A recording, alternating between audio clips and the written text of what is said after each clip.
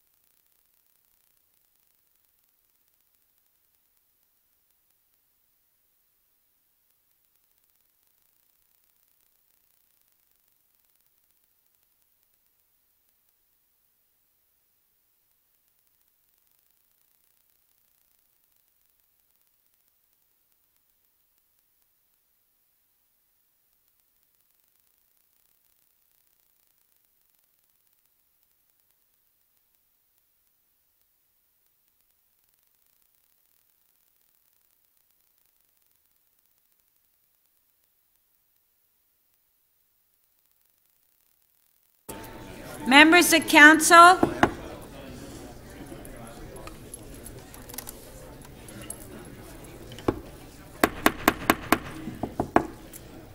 call this meeting to order. If you can please take your seats.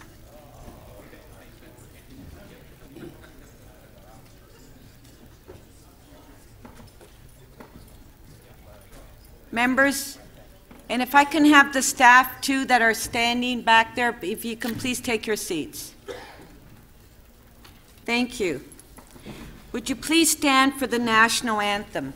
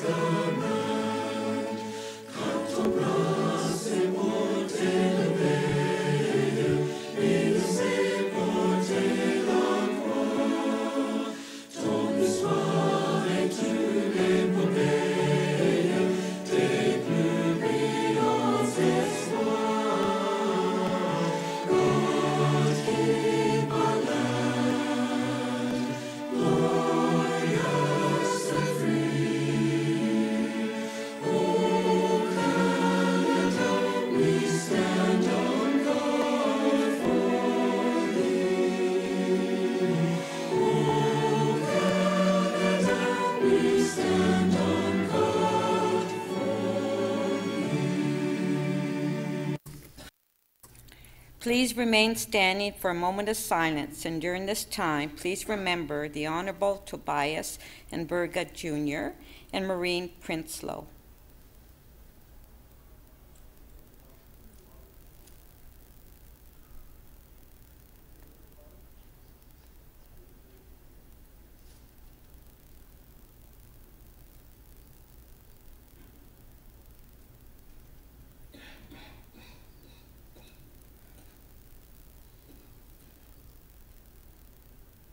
Thank you.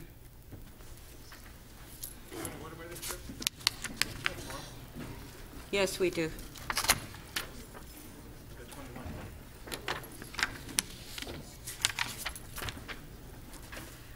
We acknowledge that we are meeting today on the traditional territory of the Mississaugas of New Credit First Nation, the Haudenosaunee, the Huron-Wendat, and home to many diverse Indigenous peoples. For the benefit of those who are connected to the internet, the City Clerk has posted all of the agenda materials for today's meeting at toronto.ca/council. Members, we have a presentation this morning to recognize the Toronto Argonauts on winning the 2017 Grey Cup. I would like to call upon Mayor Tory to come forward for the presentation. Well, thank you, pardon me, Madam Speaker, and good morning, colleagues and visitors to the City Council. And I want to, in particular, welcome, and come on up here, guys, and maybe you could just stand right here so that you can be there with that trophy. We can get a little closer to it. And I want to welcome Matt Black, Sean Lemon, and Tyler Holmes from the Argos, and thank them for being here with us today. And more importantly than thanking them for being here, congratulate them on a fantastic victory, which was so great for the Argos and for the Canadian Football League, and so great for our city. So let's hear it for the Argos, the 17th Grey Cup that they've won.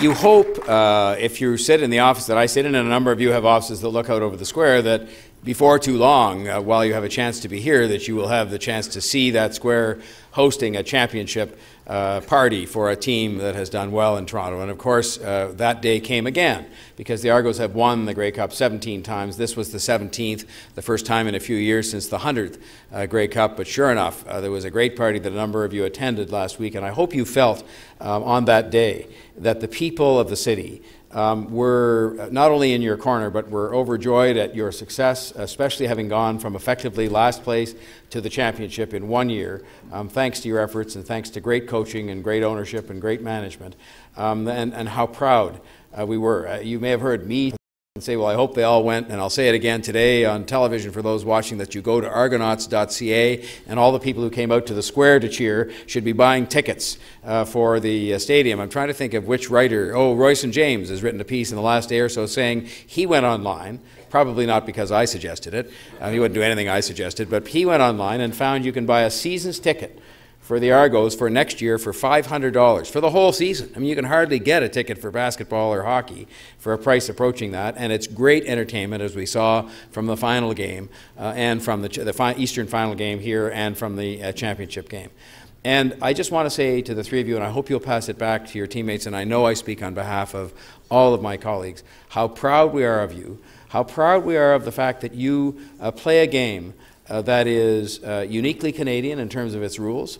Many of the players are Canadian, not all, and we're blessed to have, as usual in Toronto, a diverse selection of people who play on our team. And of course, they play that game in Canadian cities. And one of the reasons that I stepped forward as a volunteer when the league was in dire straits a number of years ago to serve as a volunteer commissioner for 4 years was because I believed passionately, as I do today, that it is important to keep these Canadian institutions alive and well so that we have our game played in our cities by players, many of whom are our fellow Canadian citizens and many of whom are happy to have come to this city to play professional football. And so, gentlemen, we're proud of you. We support you. We are thrilled that you won this year and did so well. And now the hard part begins, which is to go back next year and defend this championship so we can have you here with this trophy about a year from today. And so on that note, I'd like to ask Matt Black, I think he's the designated spokesperson, to come forward and say a few words on behalf of the team. But congratulations and thank you for bringing great pride to the City of Toronto. Thank you.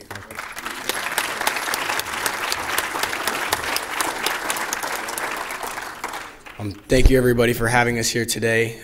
On behalf of myself, Sean, and Tyler, and the rest of the 2017 Toronto Argonauts and Argonauts organization, we appreciate you all opening up council to us and allowing us to come here today. First of all, I want to thank everybody for your support over the years. I know a lot of council members have been extremely supportive of the team, helping us get into BMO, helping out with the rally, and to the Catholic School Board as well for Don Bosco, the practice facility. I've been a member of this team for 9 years, and I've seen a lot of changes. I've had 3 owners, 3 GMs, 4 head coaches, and 8 defensive coordinators in 9 years. And the changes that have happened to this organization just this year alone have been instrumental in us bringing this championship back to Toronto. And the ability to have a home at Don Bosco has been instrumental to us and our success, and is going to be instrumental into the success of the Argonauts moving forward. So we are very appreciative, very grateful for that opportunity, and we're looking forward to doing some great work in that community and Toronto as a whole. So on behalf of myself and the rest of the team, I want to thank you very much for having us here today. Hopefully, Coach Trestman spoke a lot this year about putting a team on the field that we can be proud of. Hopefully the team that we put on the field this year, all Torontonians can be proud of, because we are so proud to represent this beautiful, lovely city. So thank you very much.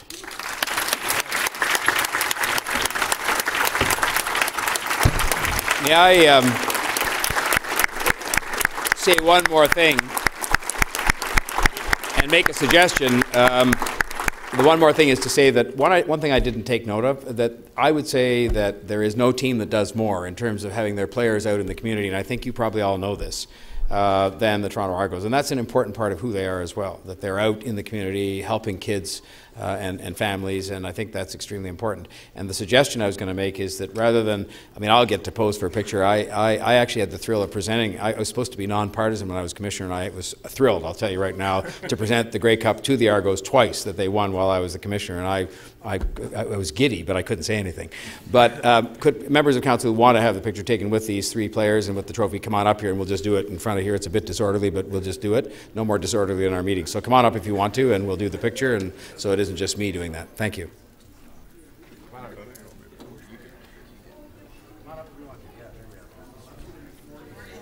We'll be fine. We'll fit it all in.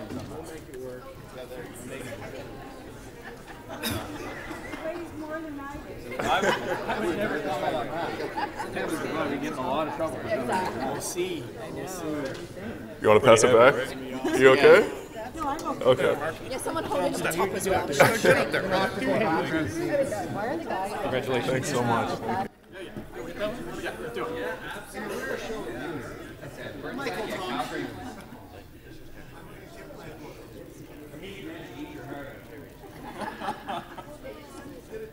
Wait.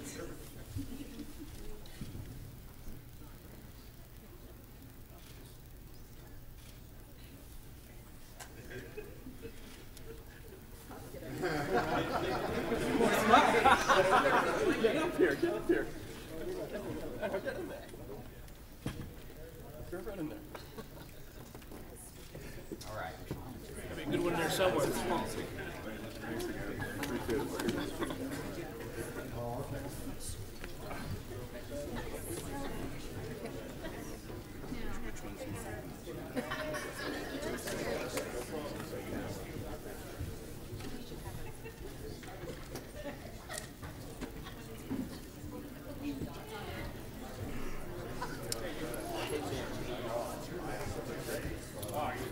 Well, thank you very much.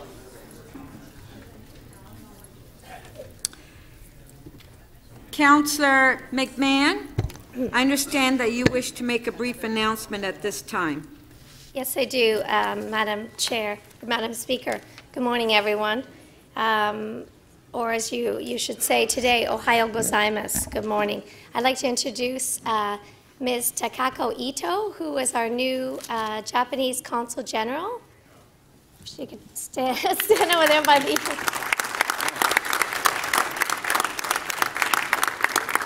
So I would encourage you to reach out and get to know her. She's been here for 2 months. She's been a diplomat for 30 years. And she actually lived in Canada before. She studied at a Canadian university, my alma mater in Ottawa. And I just want to say, Toronto e yokoso. Isho ni yoku hatarakimashou. Wari wari wa watashi no tomodachi. Yukuri asonde kudasai. Welcome from everyone.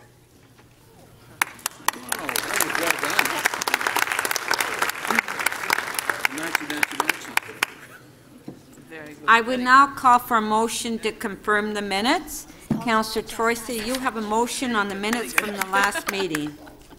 Thank you, Madam Chair. That City Council confirmed the minutes of Council from the regular meeting held on November 7th, 8th, and 9th, 2017 in the form supplied to the members.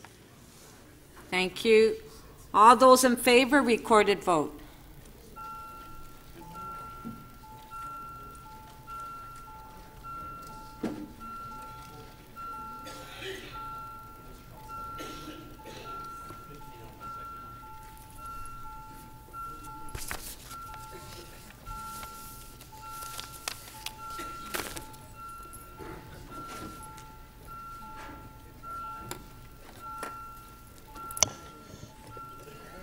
Members, we started the vote late, so we've just opened the panel.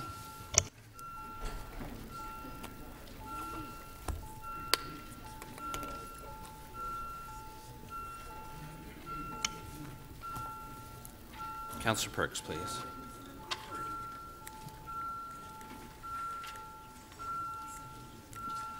Councillor Bailao, please.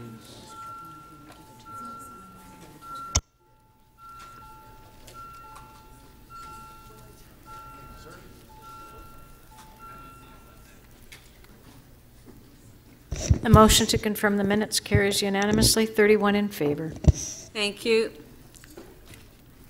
Members of Council, we have the following administrative inquiry from Councillor Gord Perks before us today. Administrative Inquiry 35.1 on the cost of preventing information being released at Toronto Hydro. The City Manager's answer to this inquiry has been placed on members' desks this morning as part of the package of additional materials. May I have a motion to receive the inquiry and answer for information? Councillor Perks. Speaker, actually I'm going to be moving, as is my right, that the item be referred to the Executive Committee for consideration. Okay, all in favor? Carried. Thank you. I will now call upon the committee chairs to introduce their reports. The chairs can speak about the reports for up to 5 minutes. Mayor Tory, you have a motion to introduce the executive committee report. I do, Madam Speaker. I move that a report from meeting 29 of the executive committee listed on the agenda of council be presented for consideration. And I'll just touch on 4 of the matters that we dealt with at the meeting, if I may, Madam Speaker. First of all, we considered a report that is before us today here that moves another big step forward in delivering real transit relief and real relief from congestion with the moving forward of SmartTrack. The people of Toronto, I think, should know, and I think many of them do now, that were it not for the fact that we are considering this on a regular stage-gated basis, that we would be in the same position we were in before, which is that those rail corridors, heavy rail corridors used to funnel people in and out of the city from the 905 and even further distant places would be used for just that, basically.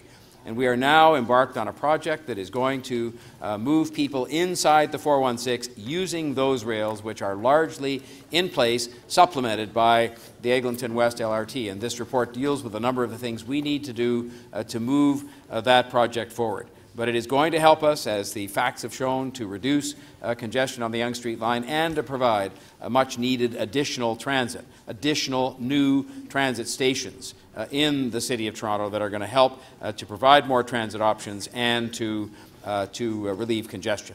And the report also has us moving forward with 10 additional transit stops on the Eglinton West proposed LRT transit extension, including the formation of a working group of community stakeholders to further investigate grade separation or tunneling options in response to the considerable public interest that was expressed on these things. So that this report is a very important next step forward for SmartTrack. Construction is underway in Scarborough on double tracking. We're actually getting public input and processing it on station, location, and design and things like that. This is something that is happening. Secondly, there's an update report on the rail deck park. And you know, I'm not going to go into the detail of that. The report speaks for itself. But I think what has happened is we've had a lot of growth in the city.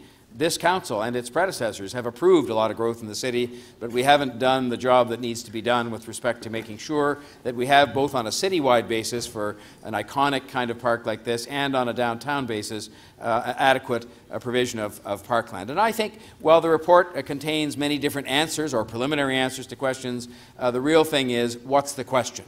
And I think the question, Madam Speaker, that will be dealt with in our discussions to follow is very simple. The question is, there are 3 options. Which one do you pick? Do you pick the status quo, which has an ugly, although useful and necessary rail corridor that cuts right through the middle of downtown and in fact separates one part of the city from another? Do you pick more condo towers on that land and on the assumption somehow we don't have enough, or that we don't have enough in enough places in that area of the city? Or do you pick a park that will become a citywide attraction, a citywide asset, a globally known attraction just like Millennium Park and Highline Park? That is the question, and that is what we're going to further consider today, again on a stage-gated basis, as we look at this report that brings us some of the rest of the way there. Thirdly, Madam Speaker, we dealt with a report which will be before us again on the 2018 Poverty Reduction Strategy and some highlights of the 2018 work plan, which I will be supporting the funding of through the budget, now that the budget has been turned over to the actual budget process. Increased investments in childcare, including thousands of new spaces before 2019, including hundreds of new spaces for this coming year, new subsidies. Implementing the first phase of the transit fare equity strategy, again something that I'll be supporting in our budget, which will help lower income residents, and increased investments in student nutrition. This is the 4th year of the plan. We have a new plan that we have to put in place under the leadership of Councillor Mihevc for the future, because the first plan was meant to cover this term of council. And finally, another very important item that's before us, Madam Speaker, is the implementation of the first anti-black racism plan for the city. I will speak more to this when the matter comes up, but suffice it to say, certainly from what I heard, what I knew before, as all of us do, what I heard in the process of the 41 community consultations involving hundreds of residents, of which I attended several personally, and what I've heard even in this building. We have a lot of work to do when it comes to making sure that our own house is in order, free of discrimination and bias, so that people here can be the best they can be without fear of discrimination or bias. and that outside of this building, we set a role model, an example, but outside of this building, we do everything we can through the recommendations in this strategy to make sure that this is a city that can pride itself not only on being the most diverse city in the world, which is a fact, but on being the most inclusive city in the world. And in this area, this sets out a roadmap for us to help achieve that very vital objective. So, Madam Speaker, I'll look forward to these discussions in the days to come. Thank you. Thank you. Councillor Mihevc, you have a motion to introduce the Board of Health report. Yes, that the report from meeting 22, the Board of Health listed on the agenda, be presented for consideration. That's all. Thank you.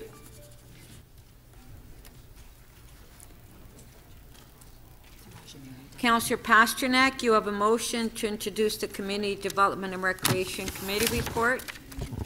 Yes, thank you, Madam Speaker, that the report from meeting 24 of the Community Development and Recreation Committee listed on the agenda of Council be presented for consideration. Perhaps among several items, certainly the shelter infrastructure plan will get a lot of attention. Homelessness is quickly becoming one of the most prevalent social crises of our generation. This is the result of enormous forces working in society, complex medical situations, substance abuse, and other disabilities make a great challenge for us. The perfect storm is exacerbated by the fact that immigration policy, both at the federal level in Canada and new pivot, darkness descending on the Republic to the south, makes Toronto a destination for both asylum seekers and immigrants, increasing more pressure. We have to live up to our commitment to make sure that when people come here, they have a safe place to stay, they have a roof over their head, and they make sure they have the support services so that they can succeed, they can be healthy, and they can become functioning members of society. Toronto is now also holding the ground for other regional municipalities. And anecdotally speaking, many of these municipalities put people seeking shelters into a taxi and send them off to Toronto. We were at the breaking point here, but I'm optimistic, as we made an announcement on Sunday to increase capacity in our shelter system, that no one will be turned away, that support services will increase, and that we'll do our best to make sure everybody has a safe place to stay. Thank you. Councillor Thompson, you have a motion to introduce the Economic Development Committee report. I do, and good morning, Speaker. That the report from meeting number 25 of the Economic Development Committee listed on the agenda of Council be presented for consideration. Speaker, I simply want to draw members of Council's attention to two items on the agenda. ED 25.3, which is a one-year extension of the contribution agreement for the cultural grant recipients. This is an important item because what we're looking at is to review how we provide cultural grants to those granting agencies and so on. We may look at adding more. We'd be looking at perhaps revising some of those who are receiving it now. And in fact, we're also looking at ensuring that we can actually monitor more precisely what the benefits are in terms of our contributions. The other item that I want to draw to members' attention, it is the item on broadband, which is advancing broadband infrastructure and internet connectivity. This is extremely important. The report really speaks to the fact that we're looking at evaluating our current state of broadband infrastructure and the internet services in the City of Toronto.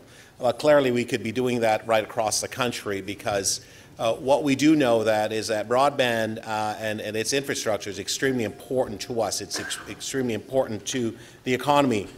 In Canada, we spend on average about $300 million that we invest in a broadband technology and development.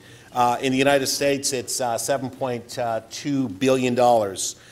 In Germany, and Germany is perhaps one of the most advanced areas in this area, they spend about $36 billion, Australia about $11 billion. The reason why I point those numbers out, Speaker, is that with respect to the changing landscape in terms of where the jobs are being created, where the opportunities are and so on, broadband is going to play an increasingly important role.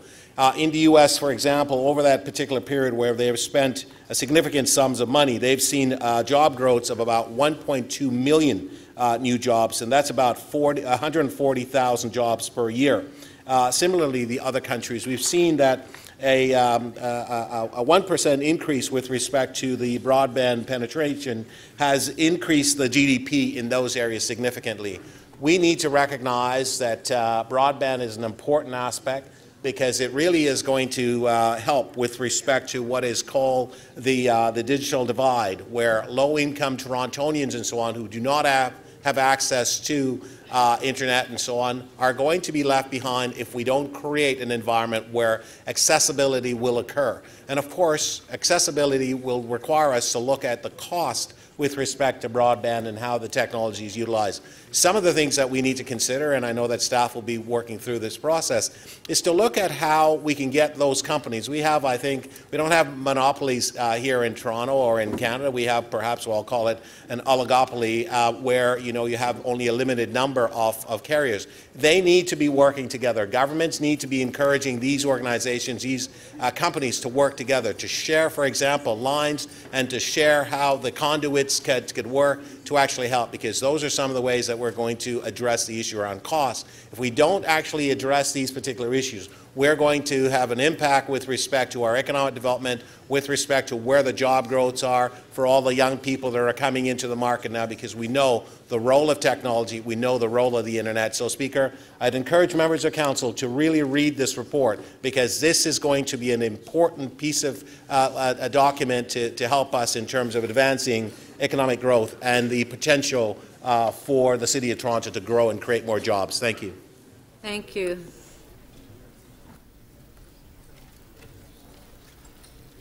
Councillor Ainsley, you have a motion to introduce the Government Management Committee report.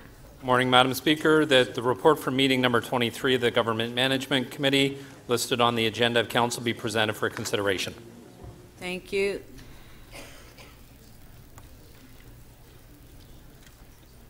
Councillor Palacio, you have a motion to introduce the Licensing and Standards Committee report. Yes, I do, Madam Speaker. Good morning. That the report from meeting 23 of the Licensing and Standards Committee listed on the agenda of Council be presented for consideration. Thank you. Thank you. Councillor McMahon, you have a motion to introduce the Parks and Environment Committee report. Yes, I do, Madam Chair, that the report from meeting 23 of the Parks and Environment Committee listed on the agenda of Council be presented for consideration. Thank you. Thank you. Councillor Bylaw, you have a motion to introduce the Planning and Growth Management Committee report. I understand that Councillor Shiner is at the Build Toronto meeting this morning, and he couldn't make it. Yes, Madam Chair, and on his behalf, I present the report from meeting 24 of the Planning and Growth Management Committee listed on the agenda of Council to be presented for consideration. Thank you.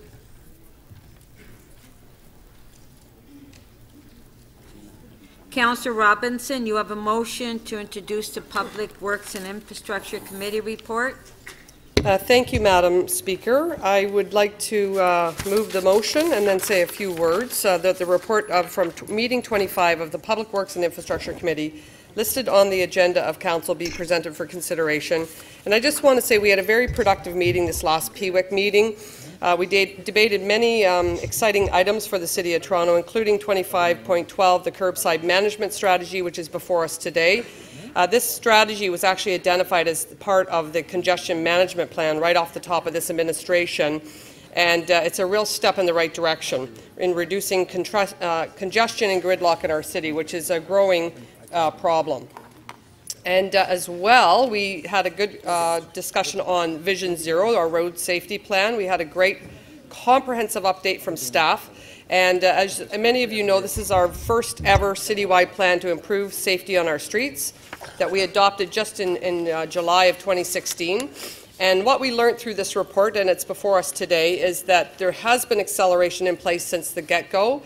We've redoubled our efforts, and Vision Zero now has a dedicated team in the Traffic Safety Unit that are responsible for strategic initiatives and citywide programs such as our senior safety zones, our school safety zones, and our pedestrian safety corridors.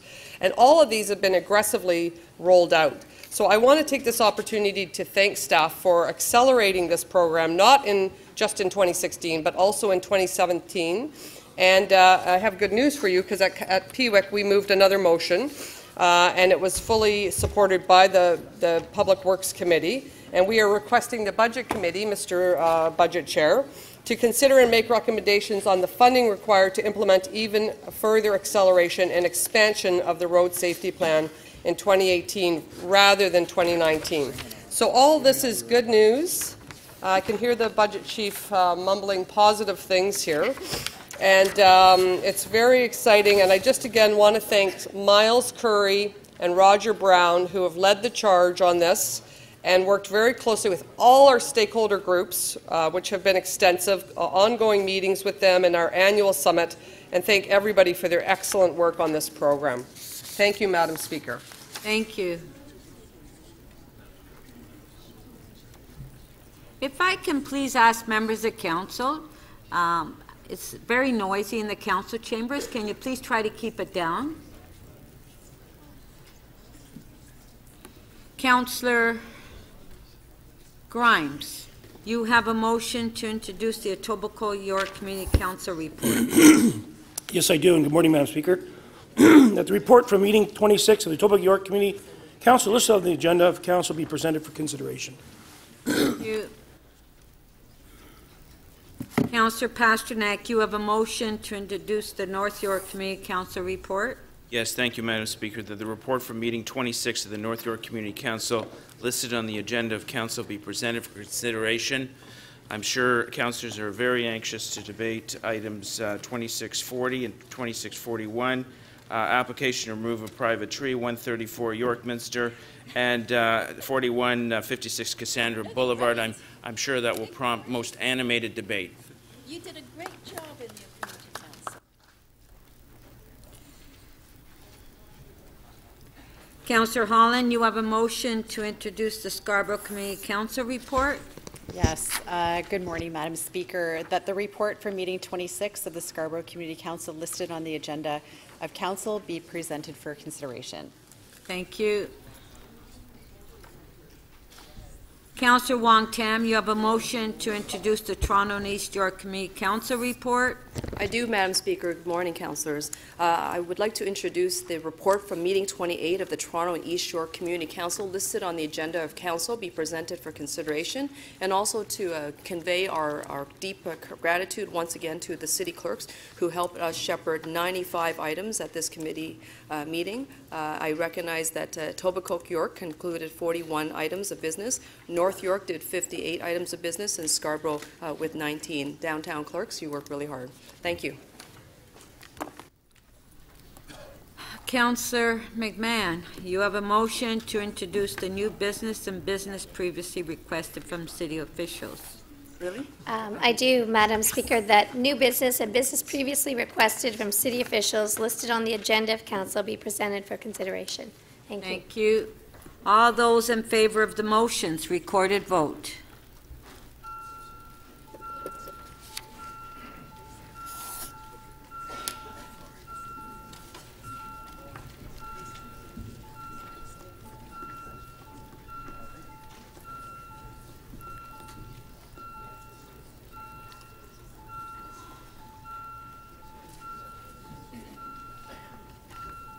Councillor Mamalidi, please. Councillor Peruzza, please. Councillor Fletcher, please.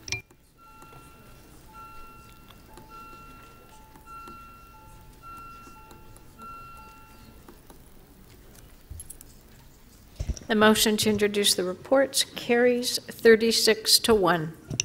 Thank you. Are there any declarations of interest? Please indicate the committee, the item or motion number, and the nature of the interest.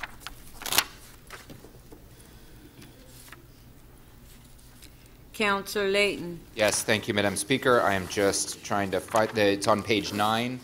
This is item PE 23.3, Yellow Creek Vale of Avoca update. The nature of the interest is that I have a family member who owns property in the immediate neighborhood. Thank you. Mayor Tory?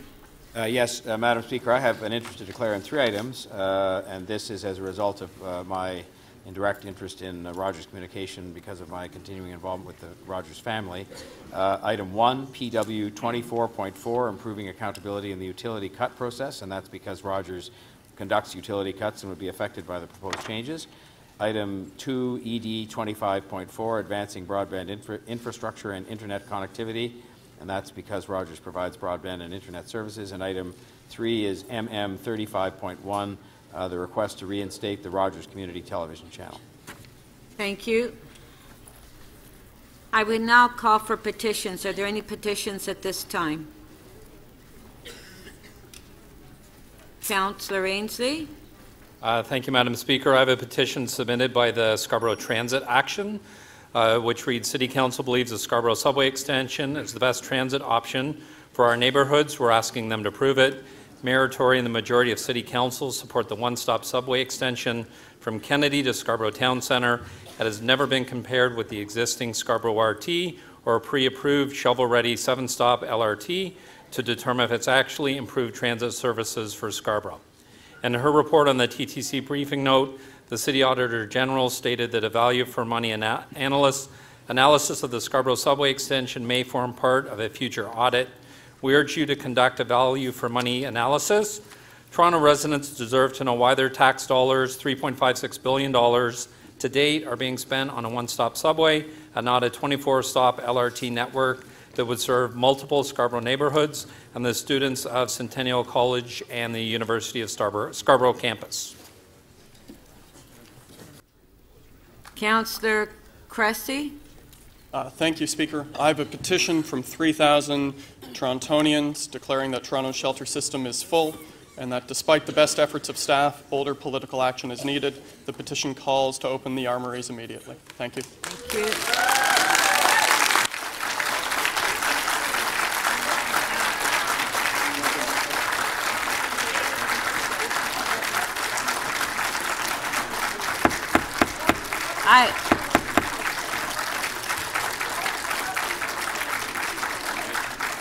Okay, for the members of the public, please refrain from applauding, please.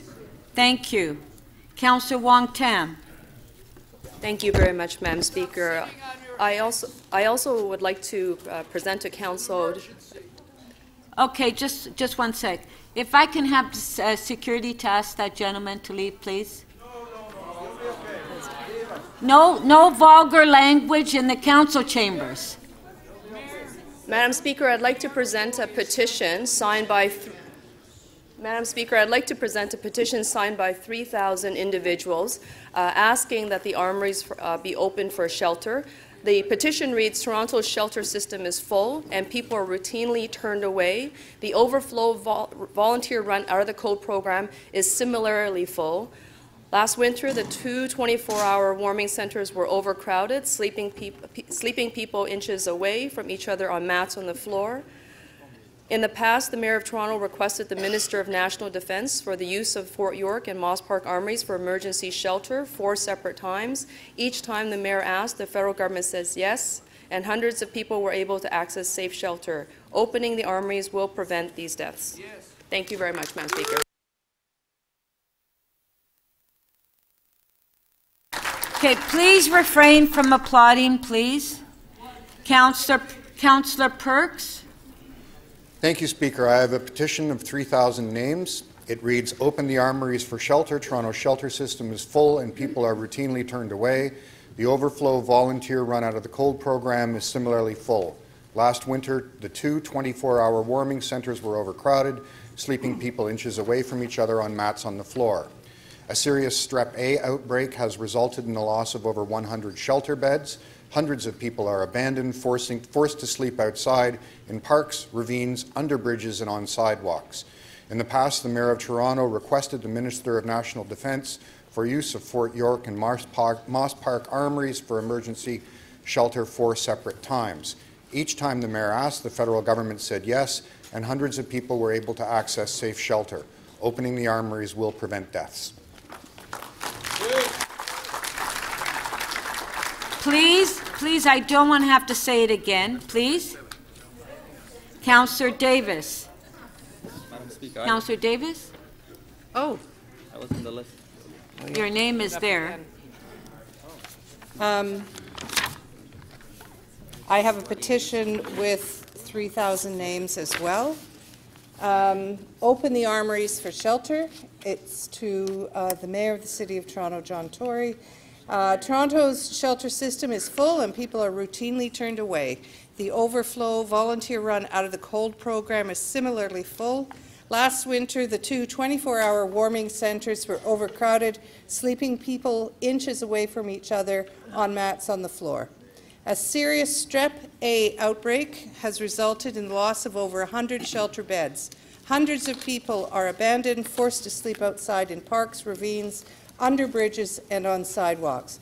In the past, the Mayor of Toronto requested the Minister of National Defence for use of Fort York and Moss Park armories for emergency shelter 4 separate times.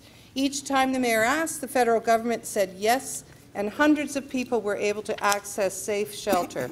Opening the armories will prevent deaths. Thank you.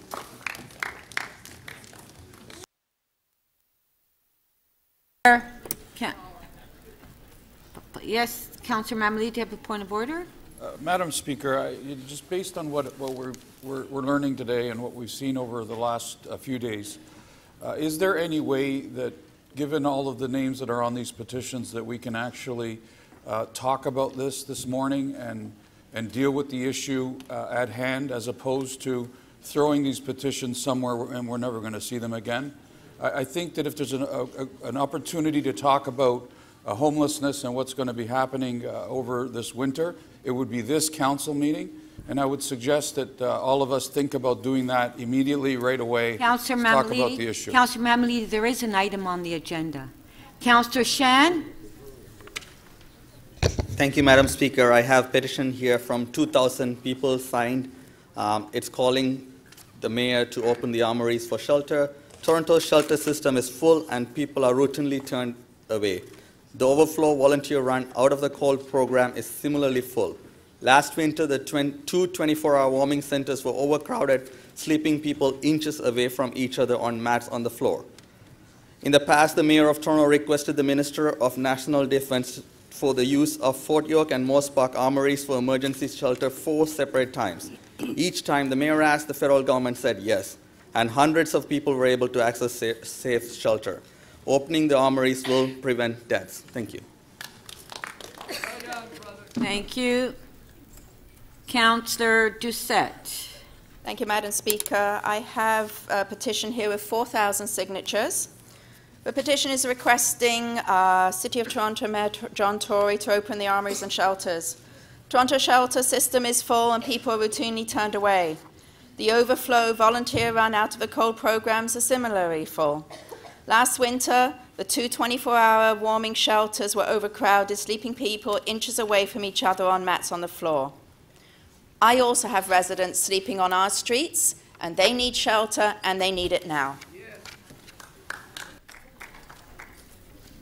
Councillor Layton. Thank you very much, Madam Speaker. I have a petition signed by 3,000 people that's calling on City Council and Mayor Tory to request the Ministry of National Defence for use of the Fort York and Moss Park armories for emergency shelters. This problem is existing already. There is not much we can do, but a call like this will allow us to help the folks at Sistering who run a 24-hour drop-in that's been functioning at double capacity since it opened last year. Thank you. All those in favor of receiving the petitions, recorded vote.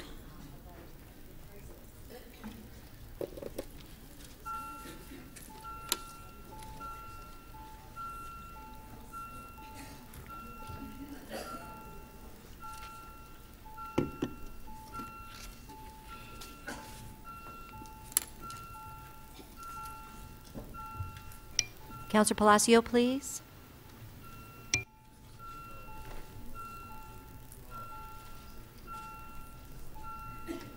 Councillor Fletcher, please.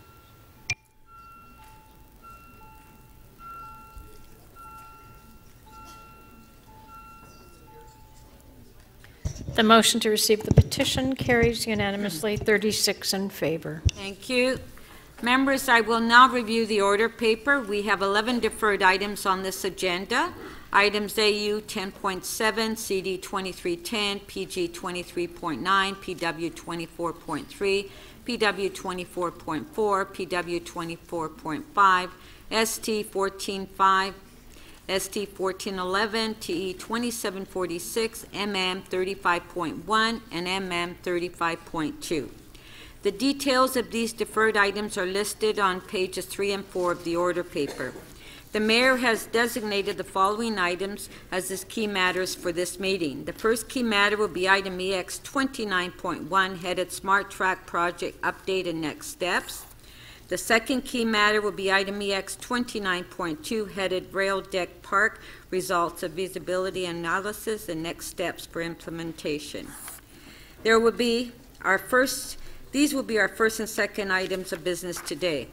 I propose that the related official plan amendment on the Rail Deck Park, item T 28.7, be brought forward for consideration with the mayor's second key item. There are also a number of other items on the agenda that are related, so I propose that they also be considered together. Items HL 22.3 and PE 23.7 are reducing health risks from traffic-related air pollution in Toronto. And items LS 23.1 on licensing and registration regulations for short-term rentals, and item PG 24.8 on zoning bylaw and zoning bylaw amendments to permit short-term rentals. Notices of motions are to be dealt with at 2 p.m. tomorrow, only if the mayor's key items have been completed. I propose that City Council set a time for a closed session if required later in the meeting. The city clerk has noted the items that members wish to hold. I will now go through the items listed on the order paper to take additional holds. I will recognize requests to make matters urgent and time-specific after I go through the items for additional holds. Once the order paper has been approved by council, any change will need a 2/3 vote.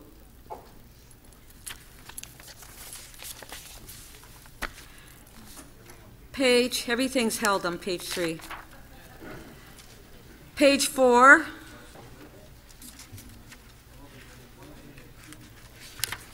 Page 5. Councillor Perks.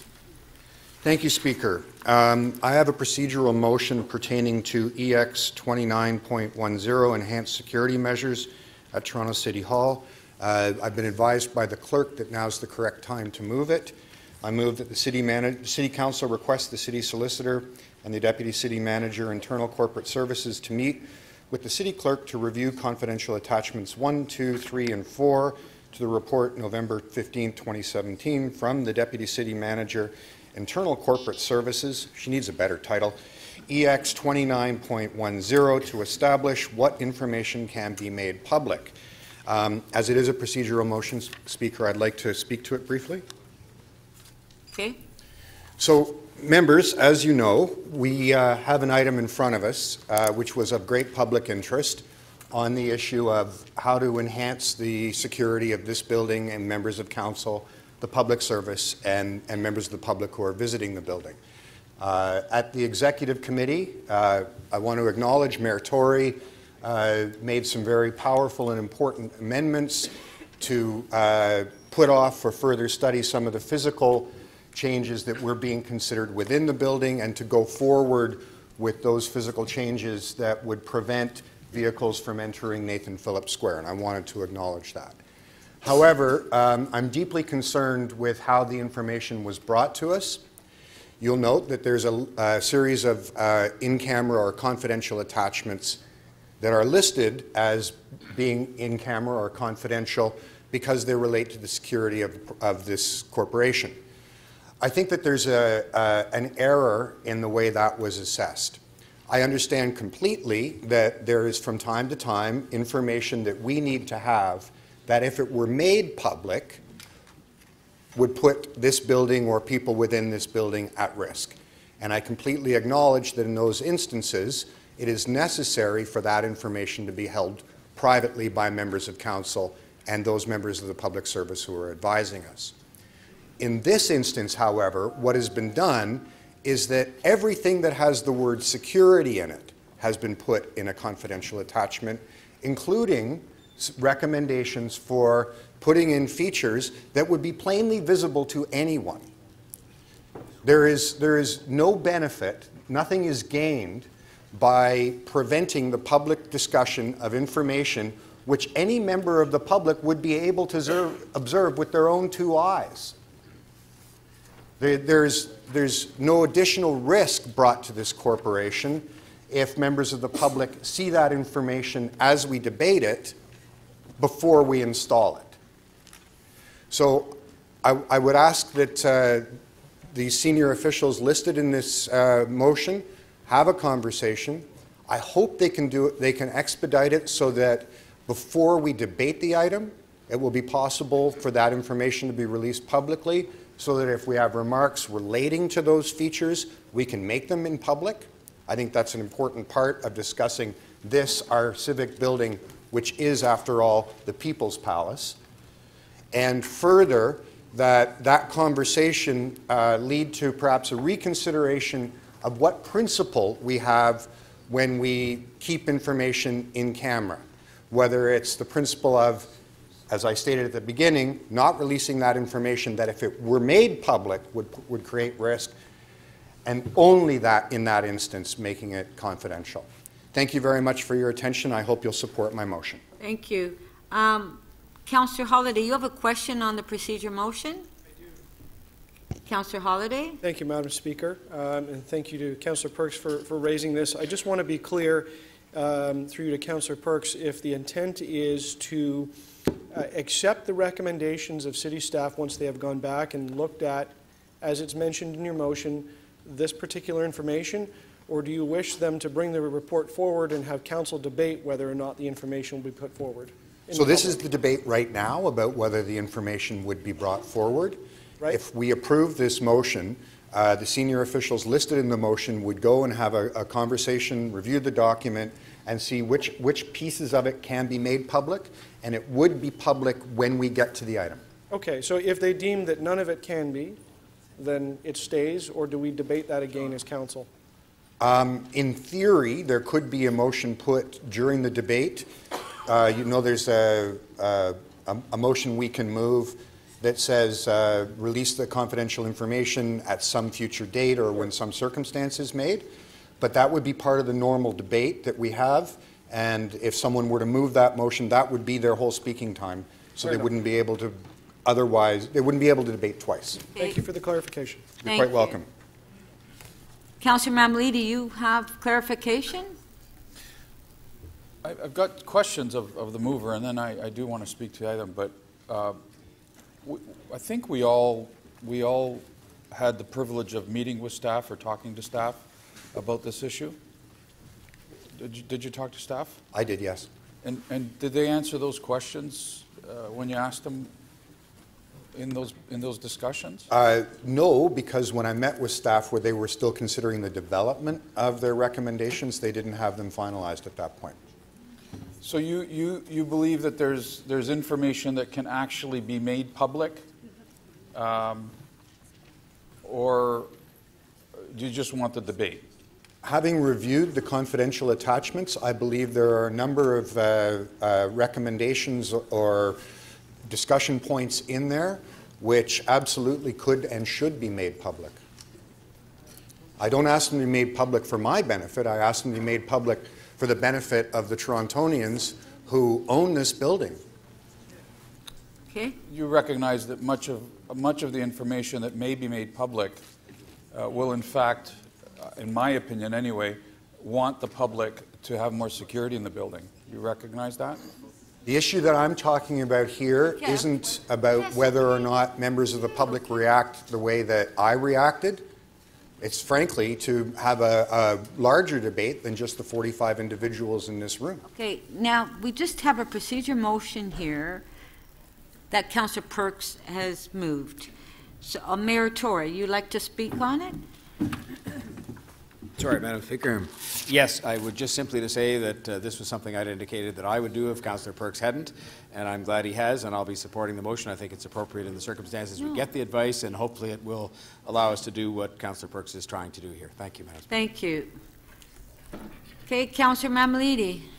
I want to say that I too will be supporting the motion, but I think it's for different reasons. I think my intent here is to try and get as much information out here as possible so that I could show my support towards the security and the staff who want this particular system changed here at City Hall. I think there is enough information that might come forward that would warrant us the ability right now to change things as we see it so it is more secure, not only for the public, who I think if information came out would agree with that concept, but I think for our own staff who are putting themselves, in my opinion, at jeopardy every day, knowing that some of this information is available, and I think that we should be supporting our staff, and it's for that reason that I would be supporting the motion. Thank you. On the motion by Councillor Perks, all in favor? Opposed, if any, carried. Thank you. Thank you. Councillor Rainsy, we're on page 5. Thank you, Madam Speaker. I would like to hold under the Executive Committee EX 29.15 New Supports in Housing for Survivors of Human Trafficking. Councillor Palacio. Thank you, Madam Speaker. I'd like to hold Executive 29.19 2018 Rate Supported Budget Solid Waste Management Services.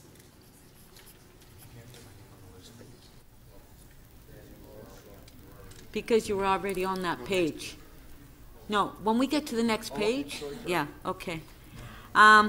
Okay, thank you. Councillor Wong-Tam, page 5. Yes, thank you very much, Madam Speaker. Oh, sorry. Councillor Palacio, yes? Yeah.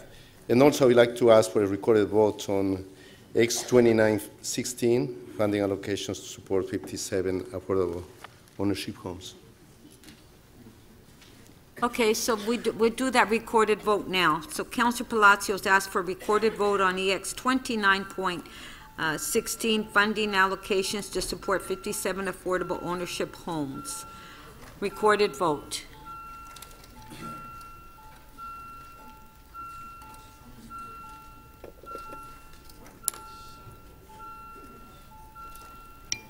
Councillor Robinson, thank you. Councillor Mihevik, please. Councillor Birdside, please. Councillor Perks, please. Councillor Davis.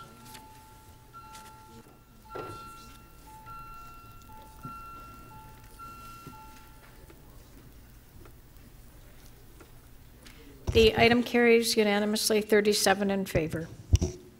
Councillor Wong-Tam, page 5.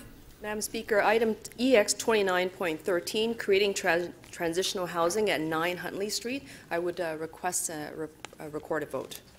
Oh, so you just want to record a vote on that one? Yes, please. Okay, recorded vote on EX 29.13.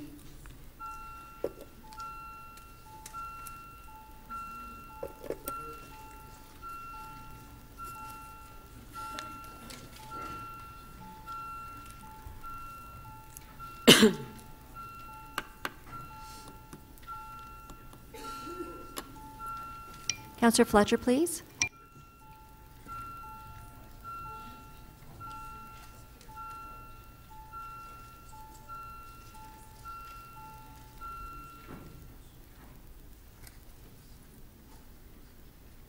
The item is adopted unanimously, 37 in favor. Councillor Fletcher, page 5. Yes, Speaker. EX 29.20, 2018 Rate Supported Budget, Toronto Parking Authority. Thank you. Page 6. Councillor Perks. Thank you, Speaker. In honor of Mr. Farag's elevation to higher office, even though it's temporary, I would like to hold EX 29.24 Capital Variance Report for the 9-month period ended September 30th, 2017. Okay. Page 7. Councillor Fletcher. Oh, sorry. No, not on. Okay, we're going to page 7, and I see people's names coming off, on, so I don't know what's going on with the screen. Okay, so we're at page 7. Councillor Holliday. Thank you, Speaker. I'd like to hold HL 22.3, reducing health risks from traffic-related air pollution in Toronto, and note that it probably should be considered along with PE 23.7 on page 9. Yes, Similar title. I did say that at the beginning. We did. Thank you. Okay, Councillor Campbell. Thank you, Madam Speaker. No, I wish to release CD 24.3 Community Recreation 2018-2020 Growth Plan and waitlist. Okay. Councillor Campbell's releasing CD 24.3. All in favor? Pardon? Councillor Ainsley wants to hold it.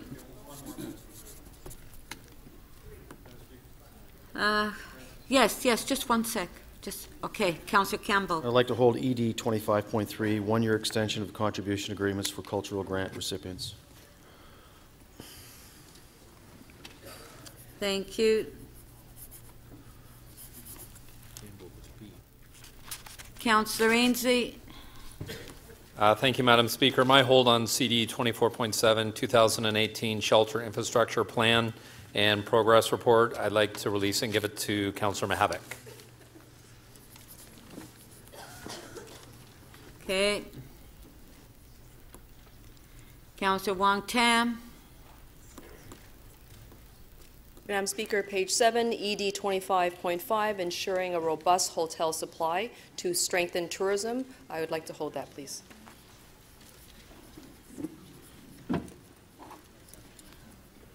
Thank you. Okay, if we clear the screen, page 8.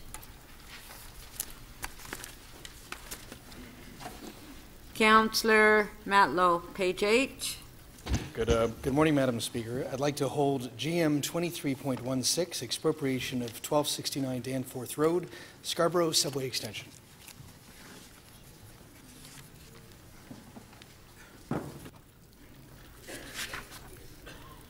Page 9. Councillor Holliday. Thank you, Madam Speaker. Just to confirm that you've got me holding PE 23.7, reducing health risks from traffic-related air pollution. Okay, I've got you now. Thank you. Councillor Karagianis. Thank you, Madam Speaker. I'd like to put a hold on PG 24.3, airport zoning regulations to protect hospital helicopter flight paths final report. Thank you. Councillor Palacio. Thanks, Speaker. I would like to hold LS 23.1, license and registration regulations for short-term rentals.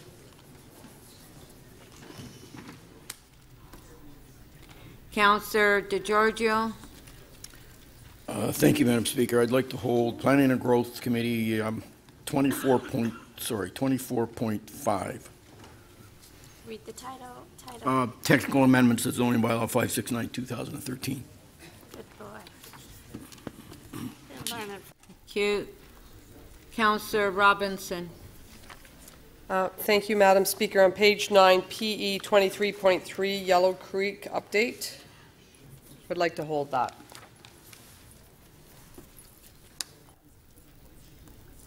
Councillor Wong Tam. Madam Speaker, Councillor Robertson just held the item that I wanted to hold. Thank you. Councillor Perks. Thank you, Speaker. On page 9, PE 23.5, Energy Storage Partnership Agreements.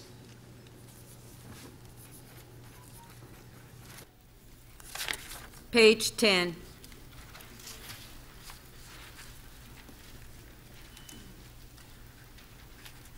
Page 11.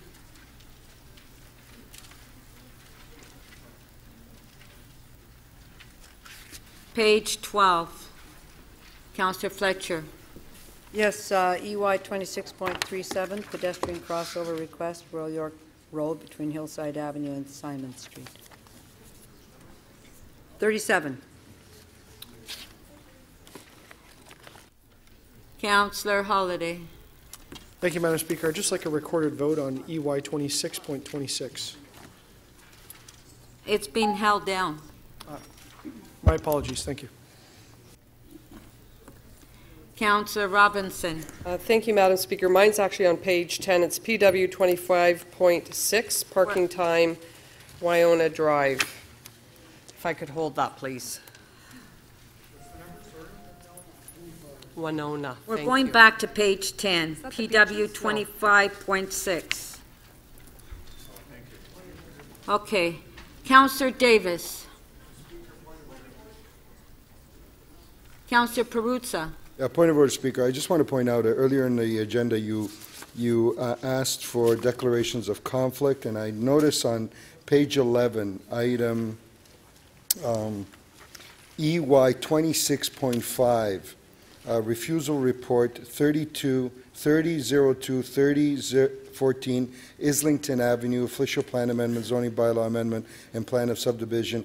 I'd like to declare an interest on this matter, Speaker, as I own a home not too far from here. Okay, thank you. Councillor Davis. Yes, on page 11. We're on page 12. No, I was standing to speak on page 11. Okay, well, we were page 12. So what is it on page 11? On page 11, EY 26.25, traffic control signals, Dover Court Road and Geary Avenue, Ward 17.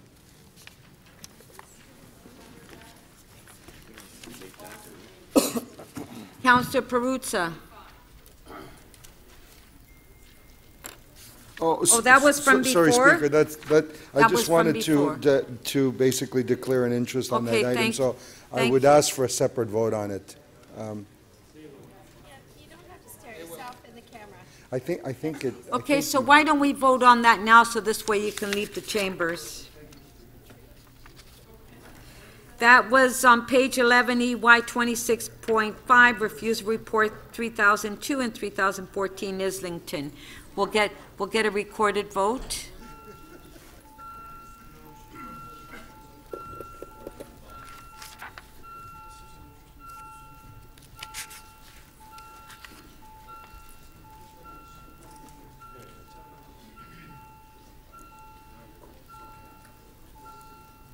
Councillor Mihevc, please. Councillor Wong-Tam, please, and Councillor Layton. Councillor Perks, please.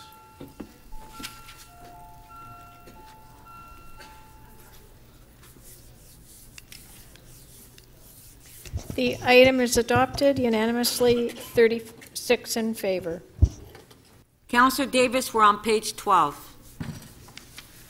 EY 26.40 26.37, pedestrian crossover request, Royal York Councillor Road. Fletcher has already held that down. Oh. Okay, Councillor Davis? Yes. What would you like to hold down? NY 26.28, traffic control signals, Dufferin Street at Glen Grove Avenue, Ward 15. Page 13. Councillor Davis? NY 26.32, traffic control signals and road alteration, Willowdale Avenue in Ward 23. And NY 26.33, traffic control signals, Winford Drive and Garamond Court, private access, Ward 26. Okay, these are North York Council reports, right? Okay, Councillor Holliday, you're next. Thank you, Madam Speaker. There are 5 trees noted. I'll read them in a moment. I just simply want recorded votes. NY 26.39, application to remove a private tree, 36 McNichol Avenue. NY 26.40, application to remove a private tree, 134 York Minister Road. NY 26.41, application to remove a private tree, 56 Cassandra Boulevard. SC 26.6, application to remove a private tree, 42 Gray Point Drive. And SC 26.7, application to remove a private tree, 16 El Rita Crescent. Thank you. Okay, so the recorded votes requested. NY 26.39, recorded vote.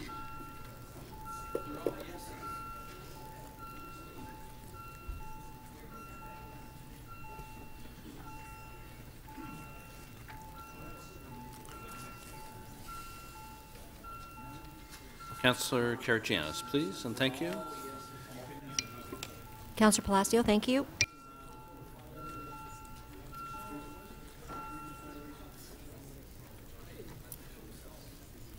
The item is adopted, 32-4. 26.40, recorded vote.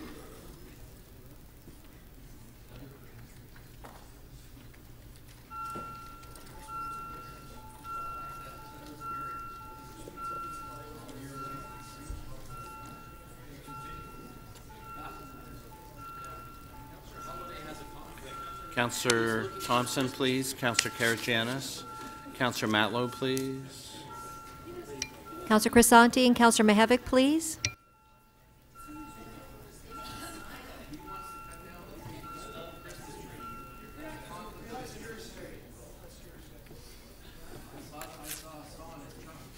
The item carries 30-6. 2641, recorded vote.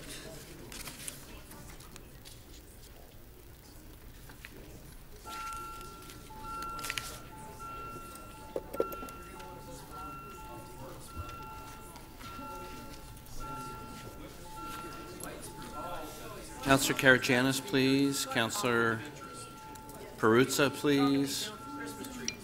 Councillor Crisanti, Councillor Burnside, please. Councillor Karygiannis, please.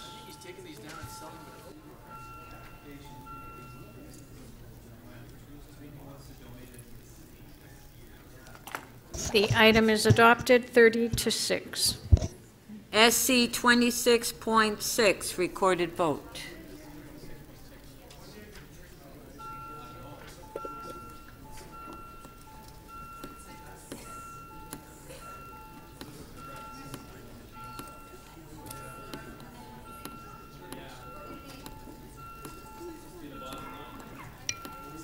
Councillor Crisanti, please.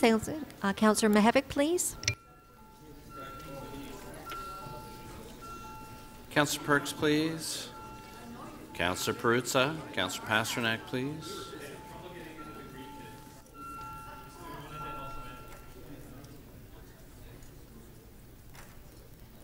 The item is adopted, 31-5. SC 26.7.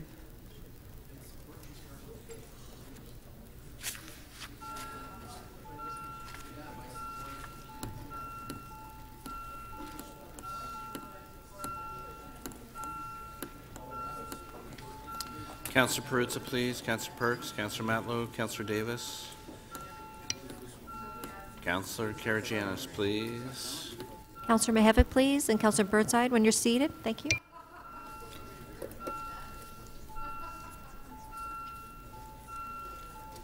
Councillor Karygiannis, please.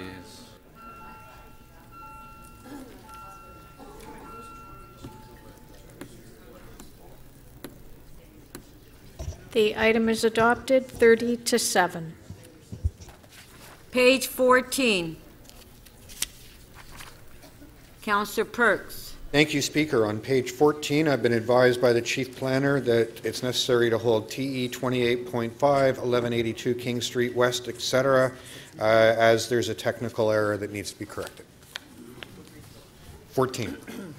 Councillor Perks, would you like to hold as well? T 28.59, parking amendments for Strathmore Boulevard. It's here without a recommendation. With pleasure.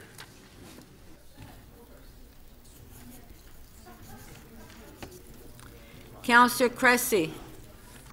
Thank you, Speaker. Item TE 28.12, inclusion on the City of Toronto's Heritage Registrar. I can release that with a recorded vote. Okay, page 14, T 28.12. Councillor Cressy is releasing. Recorded vote.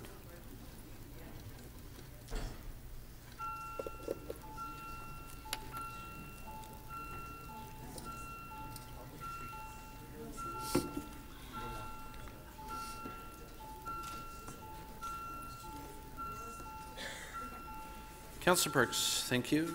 Councillor Perruzza, please.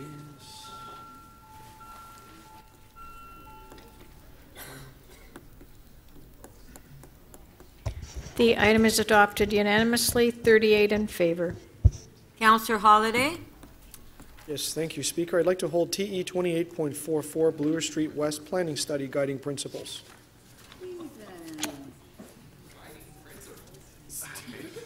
What? Councillor Wong Tam. By claim. TE 28.11, 66 Wellesley Street East and 552-570 Church Street and city-owned public laneway, official plan and zoning amendment and rental housing demolition applications. There's a refusal report. I believe there's still a supplementary report that has not been tabled. I'd like to hold that. Okay. It has been submitted, Councillor Wong Tam. Madam Speaker, I'd like to hold it anyways because I haven't had a chance to read it yet. Councillor Layton. Yes, thank you, Madam Speaker. On page 14, TE 28.6, 722, 750, 783, College Street zoning amendment. Councillor Fletcher. I think so too. The ads are helpful. Good. Yes, on page 14. Oh, sorry, I went to 15, Speaker. All right. Okay, we'll go there now. Councillor Karygiannis. Sorry, Madam Speaker, I'd like to go back to page 13 if possible. I missed it. I'm sorry, you spoke too fast. What page do you want to go on? Madam Speaker, I'd like to go back to page 13, if we can, please. 13, yes. I do have a technical amendment for SC 26.16, if the staff can put it up.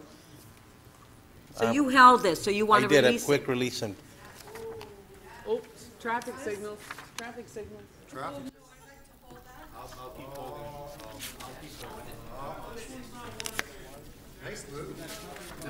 Page 15.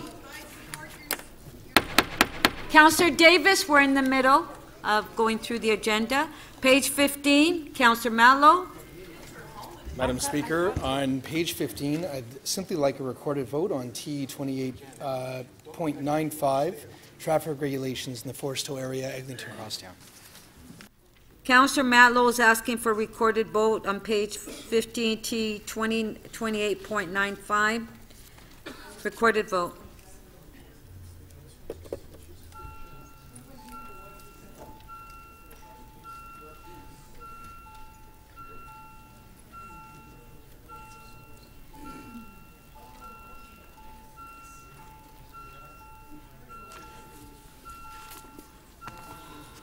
Councillor Bailao, please. Councillor Perruzza. Councillor Kelly, please. Councillor Crisanti. Councillor Cole, thank you. Councillor Perruzza, please.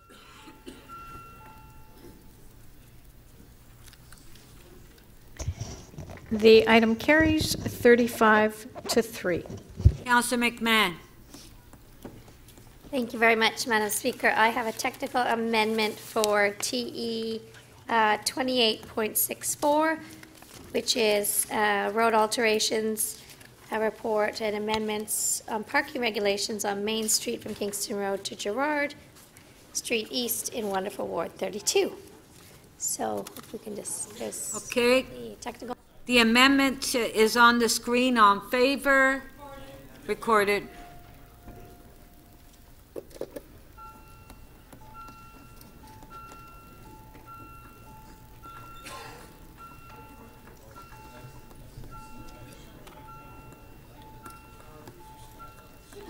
Councillor Carroll, please. Councillor Perruzza. Councillor Cole, Councillor Mihevc, and Councillor Cressy, please.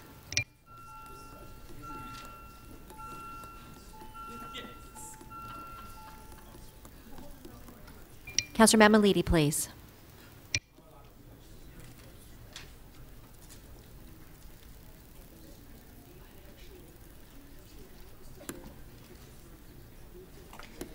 The amendment carries unanimously, 38 in favor. Item as amended. On favor? Carry. Recorded? Recorded.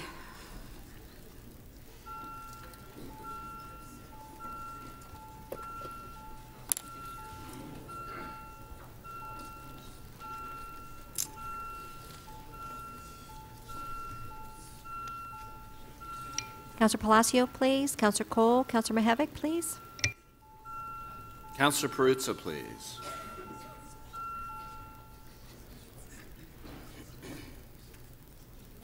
The item as amended is adopted unanimously, 38 in favor.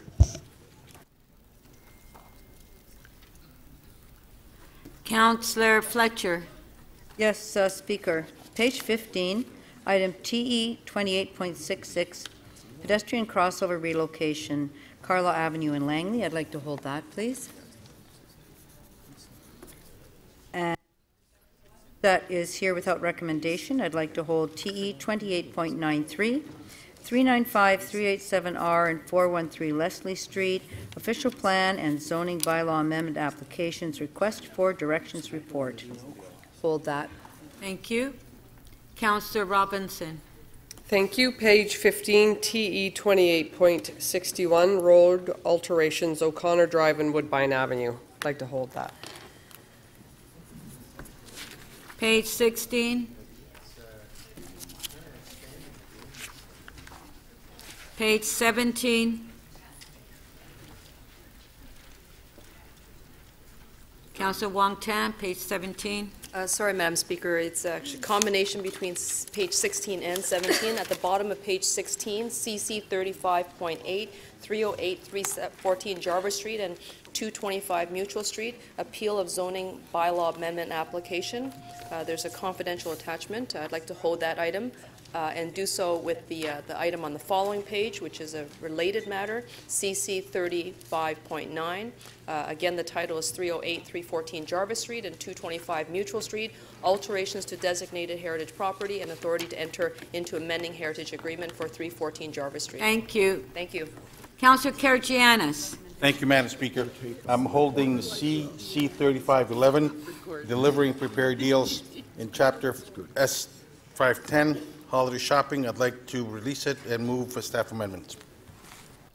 On page 17, CC 35.11, Councillor Karygiannis is releasing. Recorded vote.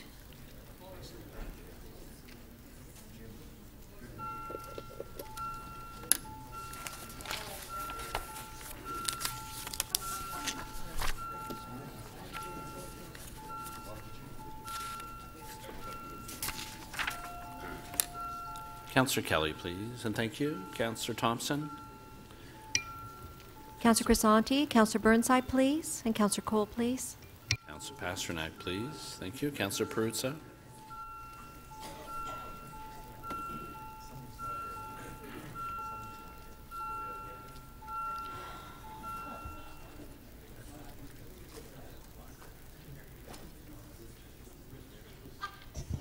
The motion carries 38 to 1. I will now consider request to make item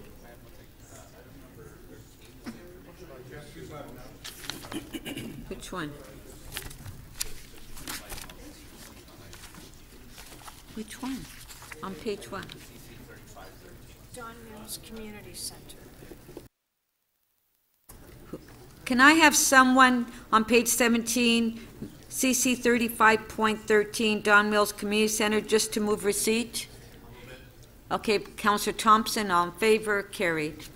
Okay, so we're going to, I will now consider request to make items urgent and time-specific. Mayor Tory, you have a motion. Yes, I do, Madam Speaker. I'll just say to colleagues that we, of course, deferred a number of items from our last meeting, and we deferred it pending consideration of possibly having a special meeting, which in the circumstances just wasn't going to be practical when we talked to most of you, and so we determined in the end that most members preferred that an extra day be added, as has been the case, to this meeting.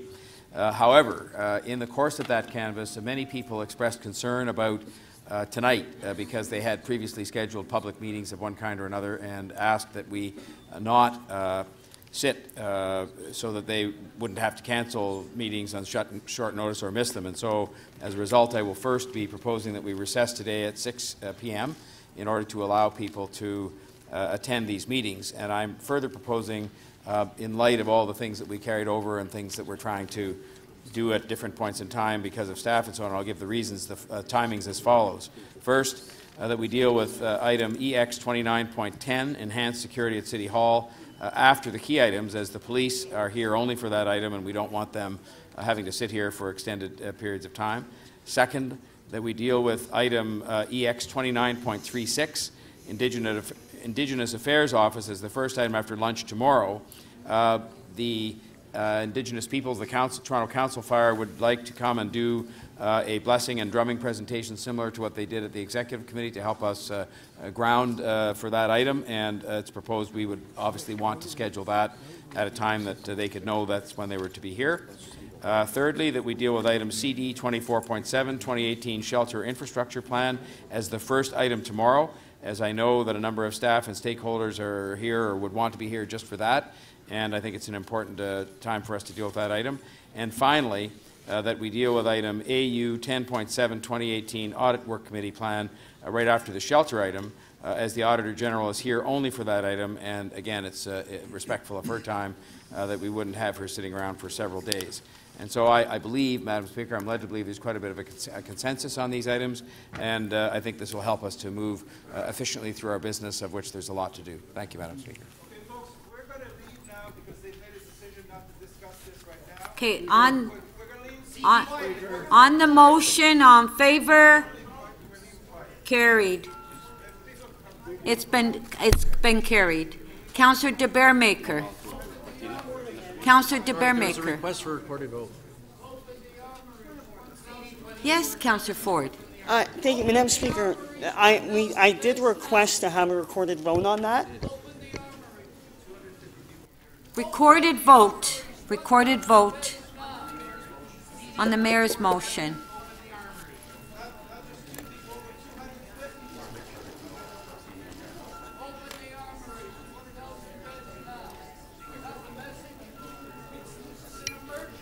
Councillor Crisanti, please. Councillor Cole, please. Councillor Cressy.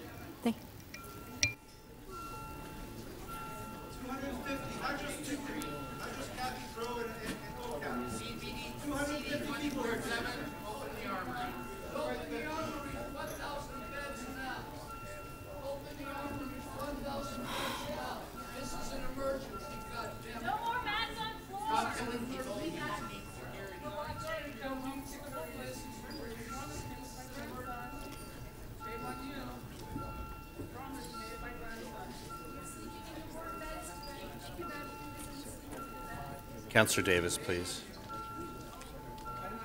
Councillor Wong-Tam, please.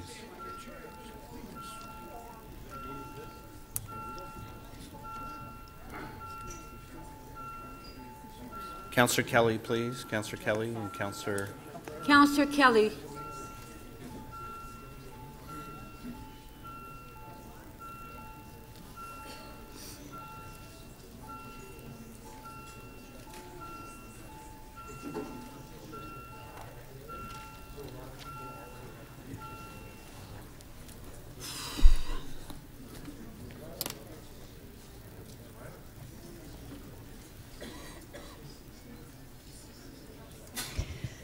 The motion to set the timed items carries 33-3.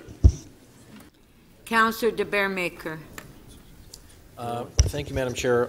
My request is that item on page 8, GM 23.16, expropriation of 1269 Danforth Road, Scarborough Subway, be dealt with immediately after Audit Committee, I think it was 10.18. They're both referencing the Scarborough Subway. I think it'll be a quick item because there's certainly no merit in holding it. Okay. On the motion, on favor? Okay, Councillor de Bearmaker. Councillor Matlow didn't hear you. Can you repeat it, please? Yeah, on page 8, GM 23.16, expropriation of 1269 Danforth Road, Scarborough Subway. I'm requesting that that be dealt with immediately after the Audit Committee report 10.7. Okay. On favor? Carried. Councillor Palacio. Thank you, Speaker. On page 9, LS 23.1, license and registration regulations for short-term rentals. And together on page 10, PG 24.8, zoning bylaw and zoning bylaw amendments to allow short-term rentals to be dealt with first item on Thursday. Okay, for the first item on Thursday. On favor? Carried. Councillor Crawford. Thank you, Madam Speaker. Page 5, EX 29.18, the wastewater rate budget. I'd like to move that that be the second item on the third day after the short-term rentals, and then the 29.19, the water rate budget, the third item on the third day. So the waste and then the water right after the short-term rentals on Thursday. Does the staff have that? Yeah, on favor, carried. Councillor Fletcher. I forgot to ask to record it. I'd like to have the EX, whatever the number is for the parking authority, to follow on the motion Councillor Crawford just made, to have it go next, which would be EX 2920. So the three would be together, please. On favor. I'll record that. Recorded.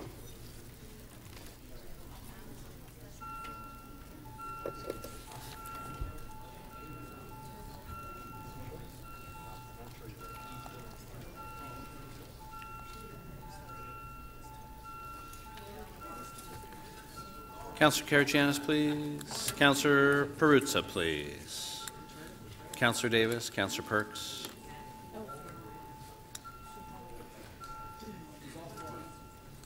Councillor Perks, please.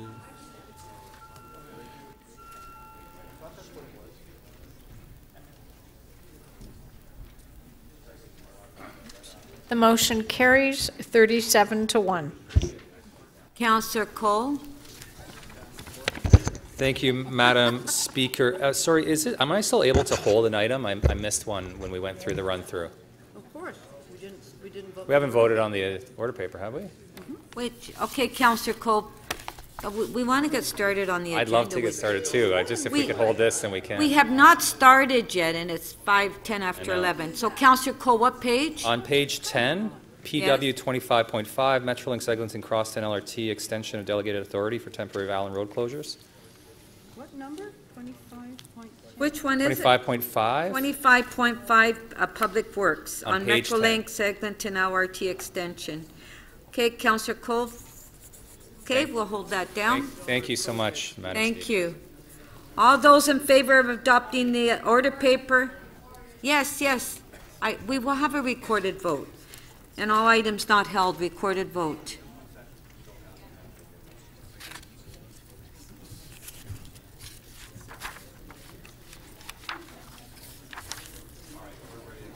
Recorded vote.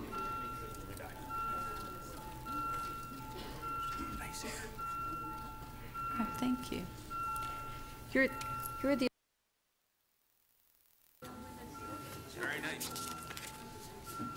Councillor Kelly, please. Councillor Perks. Councillor Lee, please. Councillor Kelly, please, on the order paper.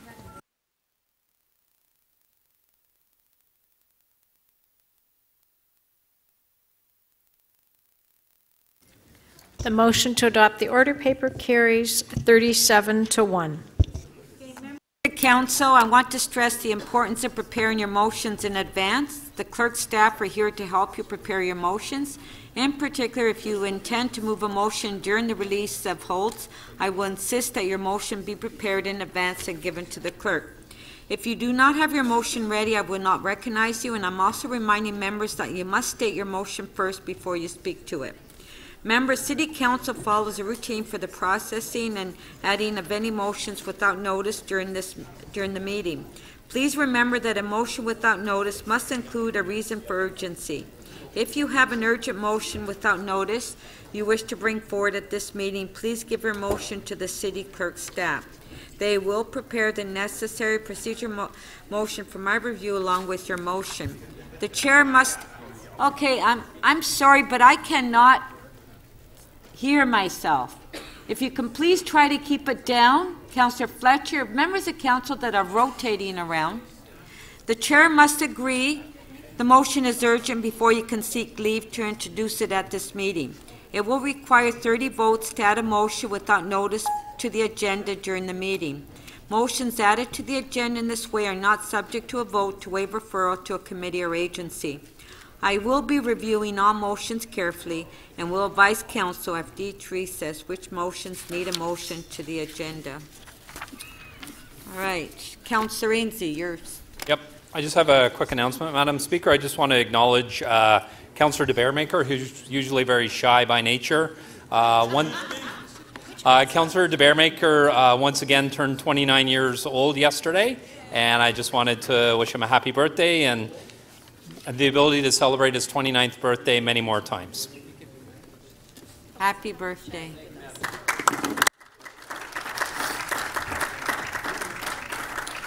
Okay, members, we'll go to page 4 now, and we'll go to the mayor's key item. First key item, which is EX 29.1, Smart Track Project Update and Next Steps.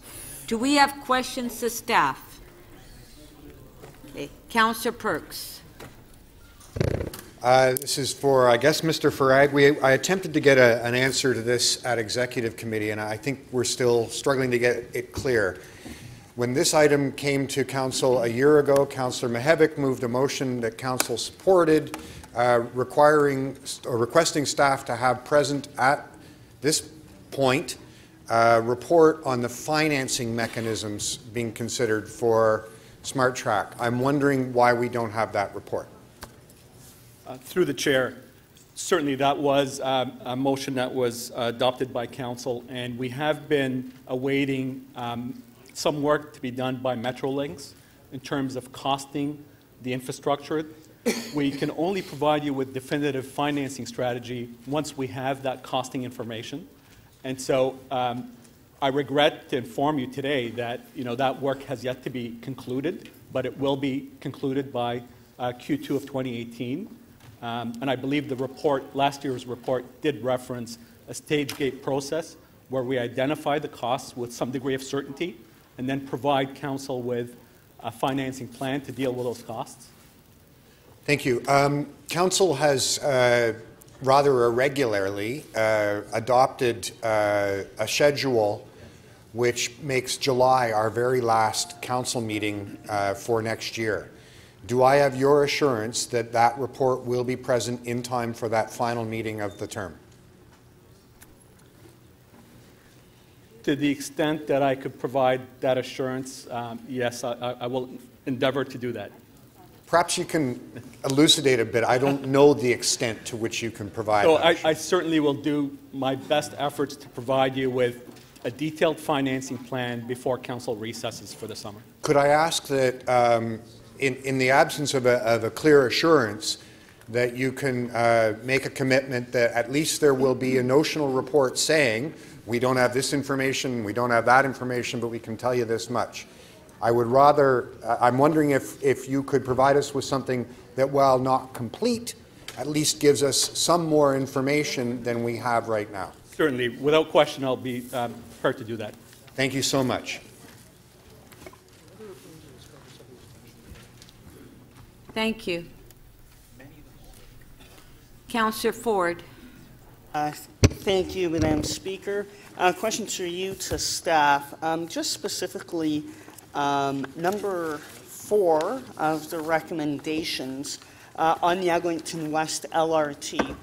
Specifically, if this passes Council today, what are staff being directed to do?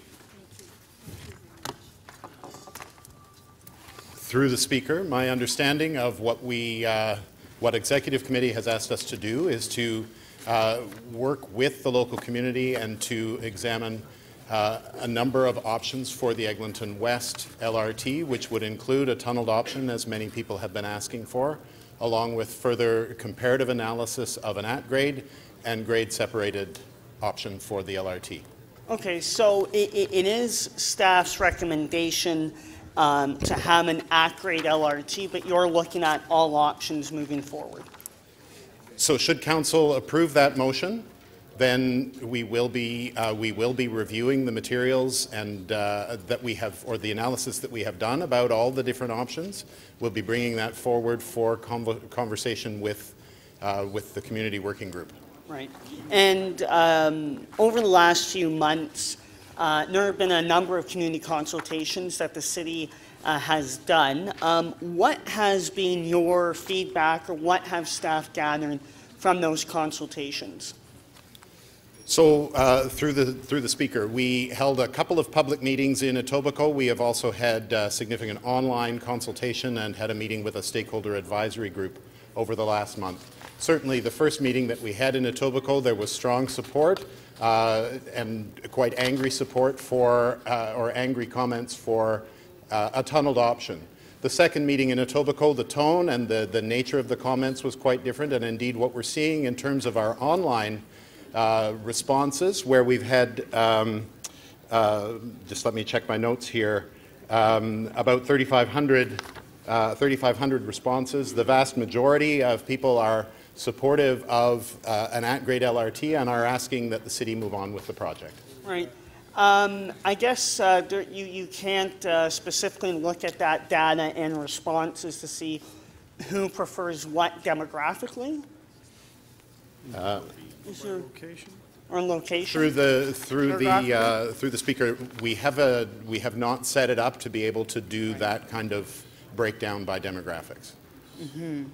So at our last council meeting discussing this, there was quite the question of Mississauga being at the table, and the mayor of Mississauga kind of caught her off guard. Have we had further conversations with the city of Mississauga? Through the Speaker, we have been directly engaged with the City of Mississauga and the Airport Authority to talk about the extension through Mississauga to the airport itself. And indeed, the Mayor of Mississauga, along with Mayor Tory, are both very engaged with the airport on their big plan for the Regional Transit Centre. Right. Have they had any committed funding to this? To date, Mississauga has not committed funding to the project, but they have certainly been participating actively in the planning. Right. And through the report, it mentions that we look at the growth of our city over the next 60 years. What measurement or what formula are you using to look at the growth of our city and the use of an Eglinton at-grade LRT and the impacts it will have? So through the Speaker, City Planning Division regularly updates population and employment projections for the whole city. We take those population and employment projections, and those are inputs into the model that we use for looking at demand for different transit lines. Those are two of the factors that we consider in that model. Right, and our hope is, as you've said, to connect the LRT to the airport. With the airport having plans for expansion and becoming a global hub and a mega hub here in Toronto, has that been part of our future projections? Through the Speaker, yes, certainly we have been looking at the existing employment and the existing passenger movements to and from the airport, but also trying to understand where the airport sees its business going and what it's projecting for passenger loads in the next couple of decades. Thank you. Before we continue, I'd like to welcome the adult ESL students from North York Community House located in Ward 15. Their local counselor is Counselor Josh Cole, and their group leader is Beatrice Lass. Welcome.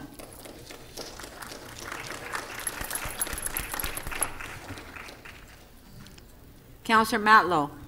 Madam Speaker, through you, one of the recommendations doesn't make a lot of sense to me. Item E, with respect to Lawrence East. It says that this will allow for the continued operation of Line 3 until the opening of the Scarborough Subway Extension. What do we have a master agreement signed with the province and the TTC on? Is it a subway extension or is it a 7-stop LRT? Through the Speaker, the existing master agreement still refers to the LRT. So why are you not using conditional language here? Why are you assuming, given the fact that the one-stop subway hasn't gone through the stage gate process, we haven't determined whether or not we're going to be spending the billions of dollars on it, why is this assumption here? Given that the reality now is that we have a master agreement signed for the LRT. Through the Speaker, we are following council directions about the planning and delivery of the subway extension, and how that relates to what we're doing on Smart Track and wanting to make sure that the SRT continues to be operational until such time as the subway extension is complete. My point is, though, that I'm talking about the information we get from staff rather than what we are asking you to. It's aside from our narrative. It's just that the fact is that our master agreement is for an LRT, and this is assuming something different, and we have not voted on this at the last stage of the stage gate. The other question I have is it not true that Metrolinx is they publicly announced that they are undertaking a review of even the merit of moving forward with the Lawrence East Station?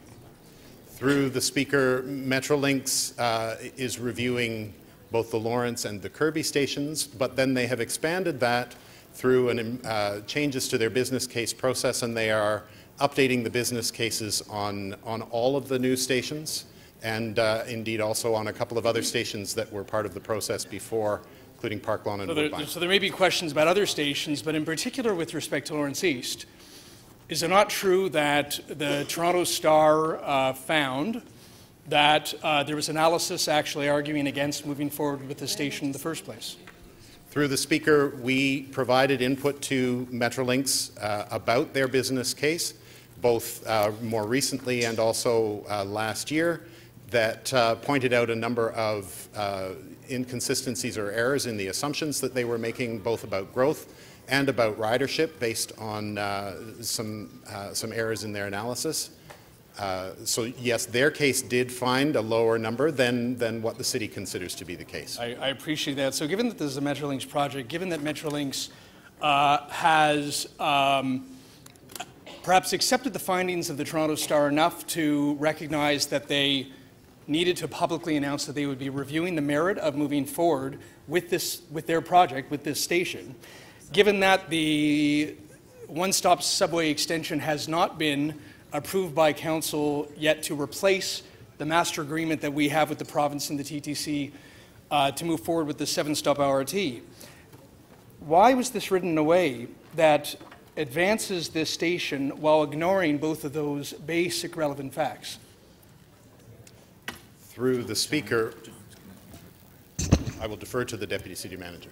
So, Madam Speaker, Metrolinx has not indicated that they are prepared to take Lawrence out. They've simply asked us for some additional material, which we've provided them, and we believe that material will demonstrate the veracity of the case for Lawrence East, and therefore we're just acting in accordance with the directions that we've had on numerous occasions from Council with respect to that station. Madam Speaker, no one has suggested that Metrolinx has announced that they're taking Lawrence East out, but it is a fact that they have said that they are reviewing the merit of moving forward. Why would we then be asking to advance something that is currently being reviewed by the very organization that would be responsible for this station? I don't understand that. So, Madam Speaker, the staff have recommended and advising you that it's worth pursuing the Lawrence East Station. We believe that we have a business case for that. Metrolinx is aware of that. We've had ongoing discussions with them, and we have every reason to believe that that station will be approved. Given that Metrolinx has said that they're reviewing this, and you're now saying that you have every reason to believe that the station will be approved, how do you jive those two facts? You look at the facts on the business case and the additional materials that are accompanying this report in attachment number 4, and I think you reasonably conclude that my statement that we expect it to be approved is correct. Thank you. Your time's up, Councillor Matlow. Sorry, Councillor Carroll. Thank you, Madam Speaker. I have really 3 directions in which I want to question the issue of continuing on with studying tunneling along the Eglinton West 10-stop line, when in fact you are today recommending that we proceed with the 10-stop LRT line. So I wanted to cover the costs, the risks of continuing to look at another option, and also if we are proceeding with that community group, how that might run. First of all, you are recommending today the 10 stops as described in attachment 2 with its costs and the achievements those 10 stops would make in terms of connecting the regional system and the airport. What is the actual cost of setting aside some of your project folks to actually run this separate group, continuing to look at tunneling options? Through the Speaker, the estimate that we gave for the LRT was in July of 2016 was about $2.5 billion. That was still to be verified as we go through the detailed analysis and further design work. Right. The cost of tunneling that could increase the cost 1.5 to 2 billion or perhaps more. We need to again work through that. Yes. The perhaps more is probably definitely more based on our experience recently. But what is the cost of just providing this feel-good exercise of running? You'll have to take some of your staff and off the side of their desk, they now, despite your recommendation, executive committee now asks that we continue to have this working group. How much staff time and cost will be spent on this working group? So through the Speaker, we do have approved budget for the planning and design work that Council has already directed us to do, and so this would not require new money, but we would be able to use some of those budgeted funds. So you'd simply take it from the design work of the recommended option. What are the risks what are the risks in your view? And I understand that this is a difficult question. Given that you are making a hard recommendation today that you achieve much more with the 10-stop line at grade, what are the risks of misinformation and of taking us down another road of making a purely political decision if we enact this working group today? Through the Speaker, we will be undertaking due diligence and sound analysis to provide that to both the community group, should Council direct us to do this, and back to Council about those options. In terms of the risks, I will leave that to you. Enough said. Enough said. And my last tack, the third tack, is if you are proceeding with this group, I wonder if you could outline for us what your interpretation of the instruction, direct staff to form a working group of community stakeholders in consultation with local councillors. Now, you've already taken a question on the floor this morning about what are the demographics of the people who agree and the people who disagree. I get in consultation with local councillors, but would it be your interpretation of this motion that it's your duty to make sure that if you form a working group, that it is not made up of tunneling activists, but of a broad spectrum of opinion in the community right now? Through the Speaker, with all of our projects, we always, City Planning always forms what we call a stakeholder advisory group that is meant to be representative of a cross-section of perspectives and communities. We try very hard to get a full range of voices on our stakeholder advisory groups. And I expect that... At the very least, would you make sure that that group includes people who actually take transit every day to and from work from their Etobicoke homes? Through the Speaker, I think that's a very important part of any working group on a transit project. Thank you. Thank you. Councillor Davis. Thank you, Speaker. So the financing models report is not here. I wondered, though, Mr. Farag, if you could just highlight very quickly what the financing models were in the last report that we saw. Certainly. And or those the models you're bringing forward in the next report. Through the Chair, we identified a debt financing model that would essentially debt finance the capital costs, and the debt service charges would be funded through a combination of revenue options, including tax increment financing, which essentially is an increment to the taxes that result from the infrastructure, as well as development charges. And thirdly, to the extent that there might be a gap, the balance would be funded through general property tax increases. Property taxes TIGs, and development charges. Instead of And TIGs, it would be TIFs, Tactical and Financing. TIFs, okay. And your report identified that at least the TIFs are not a way of financing that has been successful in other places. Is that generally what you concluded? So TIFs have been used extensively in the States, have not been used in Canada at all. Okay. And so we would be setting essentially a precedent for that type of financing. Okay, so we will hear more in the future, but we're being asked to go ahead to the next stage with a financing strategy that is not even firmed up. So secondly, I wanted to ask, do we have numbers that relate to ridership? I didn't see ridership numbers. So through the speaker, we have not updated ridership numbers in this report because there are still conditions that we're sorting out about the nature of the final arrangement with Metrolinx on Smart Track. We will be updating our ridership projections as we. I don't understand what that means. When we We're presented. waiting for them to give us numbers on ridership, and we haven't got an agreement to do that? No, we will be doing our ridership analysis. When we presented our ridership analysis previously to council, that was based on assumptions about what fare and service would be. Exactly. And so we still stand by those numbers, but we will be reviewing them for our Q2 report. We have no financing. We have no numbers about ridership that are any clearer than the first report we received.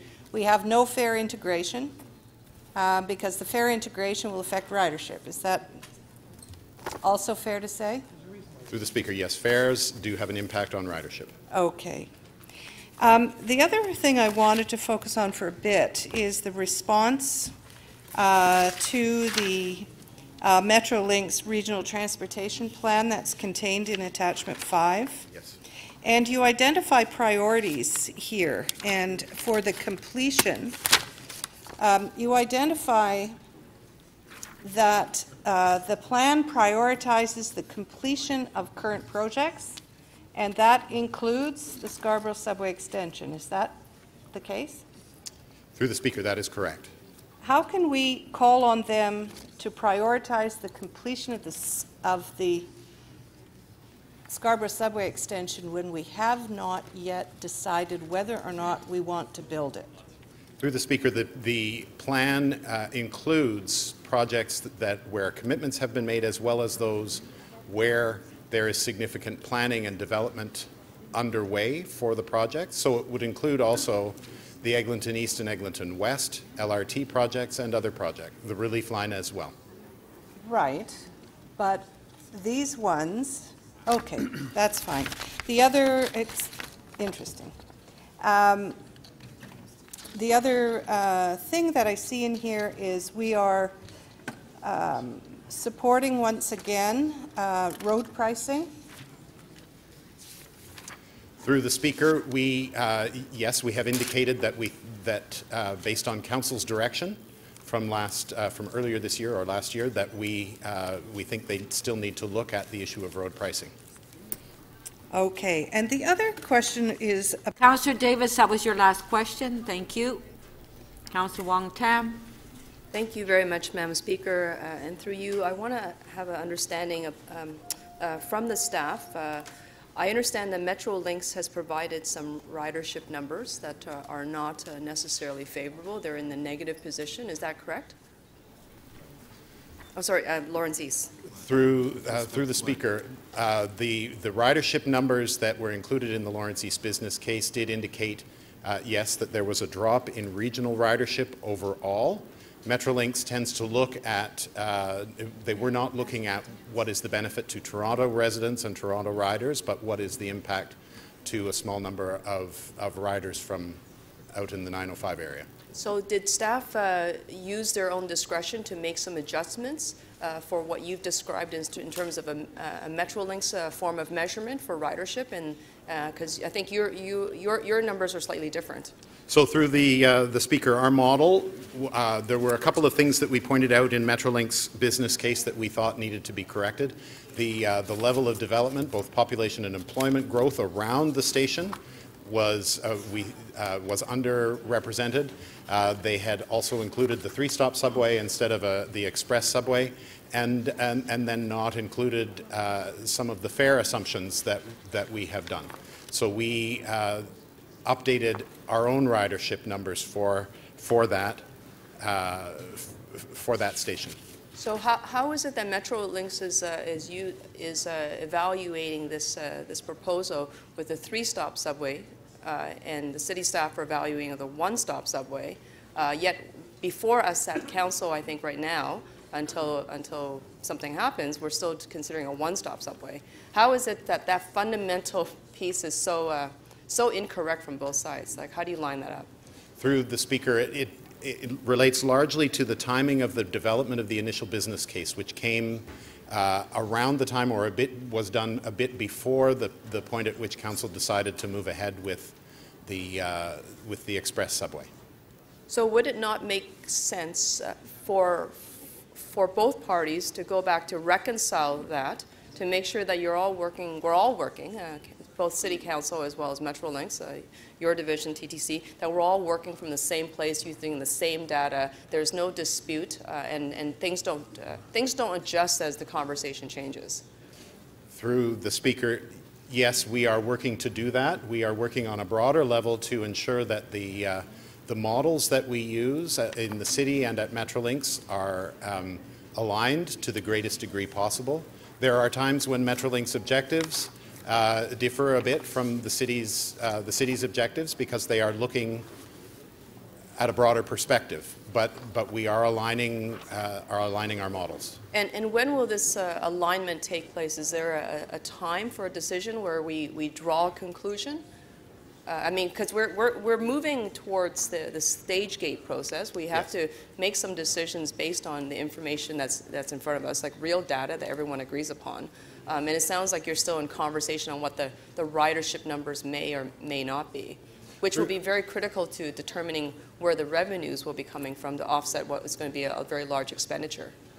Through the Speaker, I will answer that in two parts. Metrolinx has been updating their model, the ridership model that they use, and it has become much closer to the advanced model that the city has developed over the last couple of years. Secondly, when I talk about we're still working with them, we are in conversation with Metrolinx about the update to the business case on the Lawrence station, and indeed the reviews or the updates to all the business cases on all the new stations in the City of Toronto, to make sure that those business cases reflect any changes in the planning context, new developments, or other things that may have an impact on the performance of an individual station. So I understand that Metrolinx has created a business case for every single station. They've gone through a series of criteria and measurements and stress tests before making recommendations on locations. Are you using their business case analysis, or are you providing your own? Because you've created your own ridership numbers based on Toronto's needs. Are you creating a Toronto specific business case analysis for those stations? Through the Speaker, we are feeding into the Metrolinx business cases, and indeed, when city staff last year presented business cases on various transit projects, we have based that on the Metrolinx business case model. Using each station analysis? So we are feeding into the Metrolinx work on each of the stations' business cases. Thank you. That was your last question. Councillor Thompson. Thank you very much, Speaker, through you to staff. So from what I'm hearing, there is a valid business case with respect to the Lawrence Kennedy Smart Track station. Is that correct? Through the Speaker, yes, we consider it to be a well-performing station. I'm hearing as well, and I guess maybe the Deputy City Manager, I'd like him to answer the question. In his response to Councillor Matlow, he talked about additional information. Can you give us an understanding as to what are those additional information that is being ready to be submitted to Metrolinx for further consideration on the Kennedy Lawrence Smart Track Station? Madam Speaker, I would refer Council to the attachment 4 on a letter October 26th to Leslie Wu from myself, and in particular onto page 2, a reassessment of the development sites. We did believe that Metrolinx had fully considered the number of sites that were available given what we've been seeing as our development applications recently here at the city. So we've initiated a market assessment of those sites and are feeding that into the Metrolinx modeling. In particular, there were a couple of things that we felt Metrolinx failed to consider in their analysis. We've already discussed the lack of understanding that it's a one-stop subway, not a three-stop subway. But more importantly, we looked at the Lawrence 54 Lawrence East bus. Metrolinx had assumed a 7-minute headway, and in fact today it's at 4 minutes. And we believe that it's actually in the future going to be more like 2 to 4 minute headways on Lawrence. And that integration of the TTC into the model actually provides a much more robust ridership offloading at the Lawrence East Station. So all those factors combined are being fed into the model. By February, we'll have a sign-off by Metrolinx, I believe, and we'll see this station up. So I would submit to you this is unique or unusual in terms of the preparation of these types of report when additional information becomes available. For example, even if it was at a level where you'd said that the ridership was, I guess, for some members of council, met their expectation, and in this particular case, for some, it doesn't meet their expectation. But if, in fact, there was, as part of the process, you garnered additional information, you would bring that forward for consideration for a decision to be made. Madam Speaker, yes, we would bring it forward, and this is the interaction between our staff who have a better feel for what's happening in the community and what's happening with our TTC service versus the Metrolinx operator role and their upstream ridership numbers. Now, in the recommendation E, it talks about future development north of Lawrence Avenue. I don't see where it states about future development on the east side of the area. It talks about north. There's a development on the southeast. There's also development east of Midland Avenue. Are those some of the additional information that you're bringing forward, which is not contained here in the report? Madam Speaker, we did sort of a short form kind of description of some of the general observations that we had on each of the stations. In this case, we did mention the development north, but there is much more development around the station, including to the east, that we expect and have been feeding into their modeling. Right. Can you help me to understand, the report talks about direct access from the Lawrence Station to the overpass. So buses will not go in the service road. They will actually allow people to embark and disembark on Lawrence Avenue at the overpass itself? Through the Speaker, yes, as we've been working with Metrolinx and the TTC, it was determined the best kind of access for passengers was from the top of the bridge with elevators and stairways down to the platform. Right. So I haven't actually seen that plan. I know we've had some discussion with staff. I'm still waiting to see that because I'm still having some challenge in terms of that recognition. When will that information come forward? So we are, Metrolinx technical advisors are working through the detailed plans. Okay. The challenge on the Lawrence station that we're grappling with is designing the specific ways that we'll be able to keep the SRT operational while allowing SmartTrack to begin service. Right. We've got a solution. We just need to design the details. Because that was going to be my next question. The SRT will continue to operate while SmartTrack operates as well? That's correct. We have found a solution for that challenge. Okay. Thank you. Thank you, Speaker. Thank you. Councillor Campbell. Thank you, Madam Speaker. To the Deputy City Manager, Mr. Livy. On Appendix 1 has a status of current priority rapid transit projects. There's this is a comprehensive list of our wish list for future transit. It's an expensive list without actually having any dollar figures. Will staff at some point in time come back with their list of what they feel are the priorities in order. Madam Speaker, yes, Council will be updated on a transit network plan. We expect that's probably the first quarter of 2019, and will then provide us with the ability to recommend to you priorities for investment by this Council. So that's great news, because I've been waiting for it. So will that list, will it basically rank them, number 1 priority, 2, 3, 4, 5, 6, and so on? My expectation is yes, we would apply a set of criteria and give you advice on ranking those projects. Right. Okay. The next question is for Mr. Pertola, through you, Madam Chair. In regard to the Eglinton West modeling, I know that you looked at left-hand turns, north and south left-hand turns. Did your study examine the potential for neighborhood cut-through traffic? Through the Speaker, some of our traffic analysis is still ongoing and depends on the actual design that Council chooses to pursue for the LRT before we can make a final determination on what sort of traffic impacts on the neighborhoods will be. Okay, that's good. All right. So, and did you look at north-south traffic on these major arteries, Kipling, Islington, Martin Grove, Royal York, or is that also part of the ongoing study? No, through the Speaker, we have done analysis of turning movements at all the major intersections, north-south, and from those north-south streets onto Eglinton as well.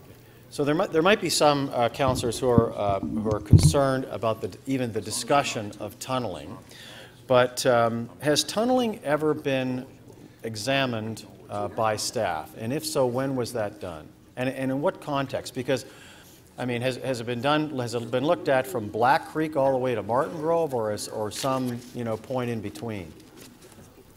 Through the Speaker, the July 2016 business case on Eglinton West included a comparison and examination of the tunneling option, and then it was following that business case that the decision was made to pursue the LRT at grade with some select potential grade separation. And so where would that tunnel have commenced in the east under what that was examined? Through the Speaker, it would likely have commenced around just past Scarlet Road. Okay. So tunneling through the Eglinton Flats is technically not feasible. Right.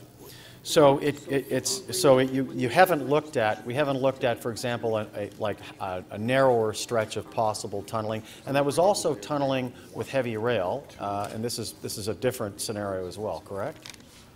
Through the Speaker, the July 2016 business case was a tunneled LRT. Right. We did look at tunneling when we were examining the feasibility of a smart track extension through the Eglinton corridor, but the business case looked at an LRT tunneled. Okay, so when we, if Council gives approval and we strike a working group, it's not inconceivable that we could look at a much shorter length of possible tunneling options other than that one that staff has looked at. Through the Speaker, yes, we could look at a shorter tunneled option. Okay, that's all my questions, Madam Speaker. Thank you, Mr. Pertle. Thank you.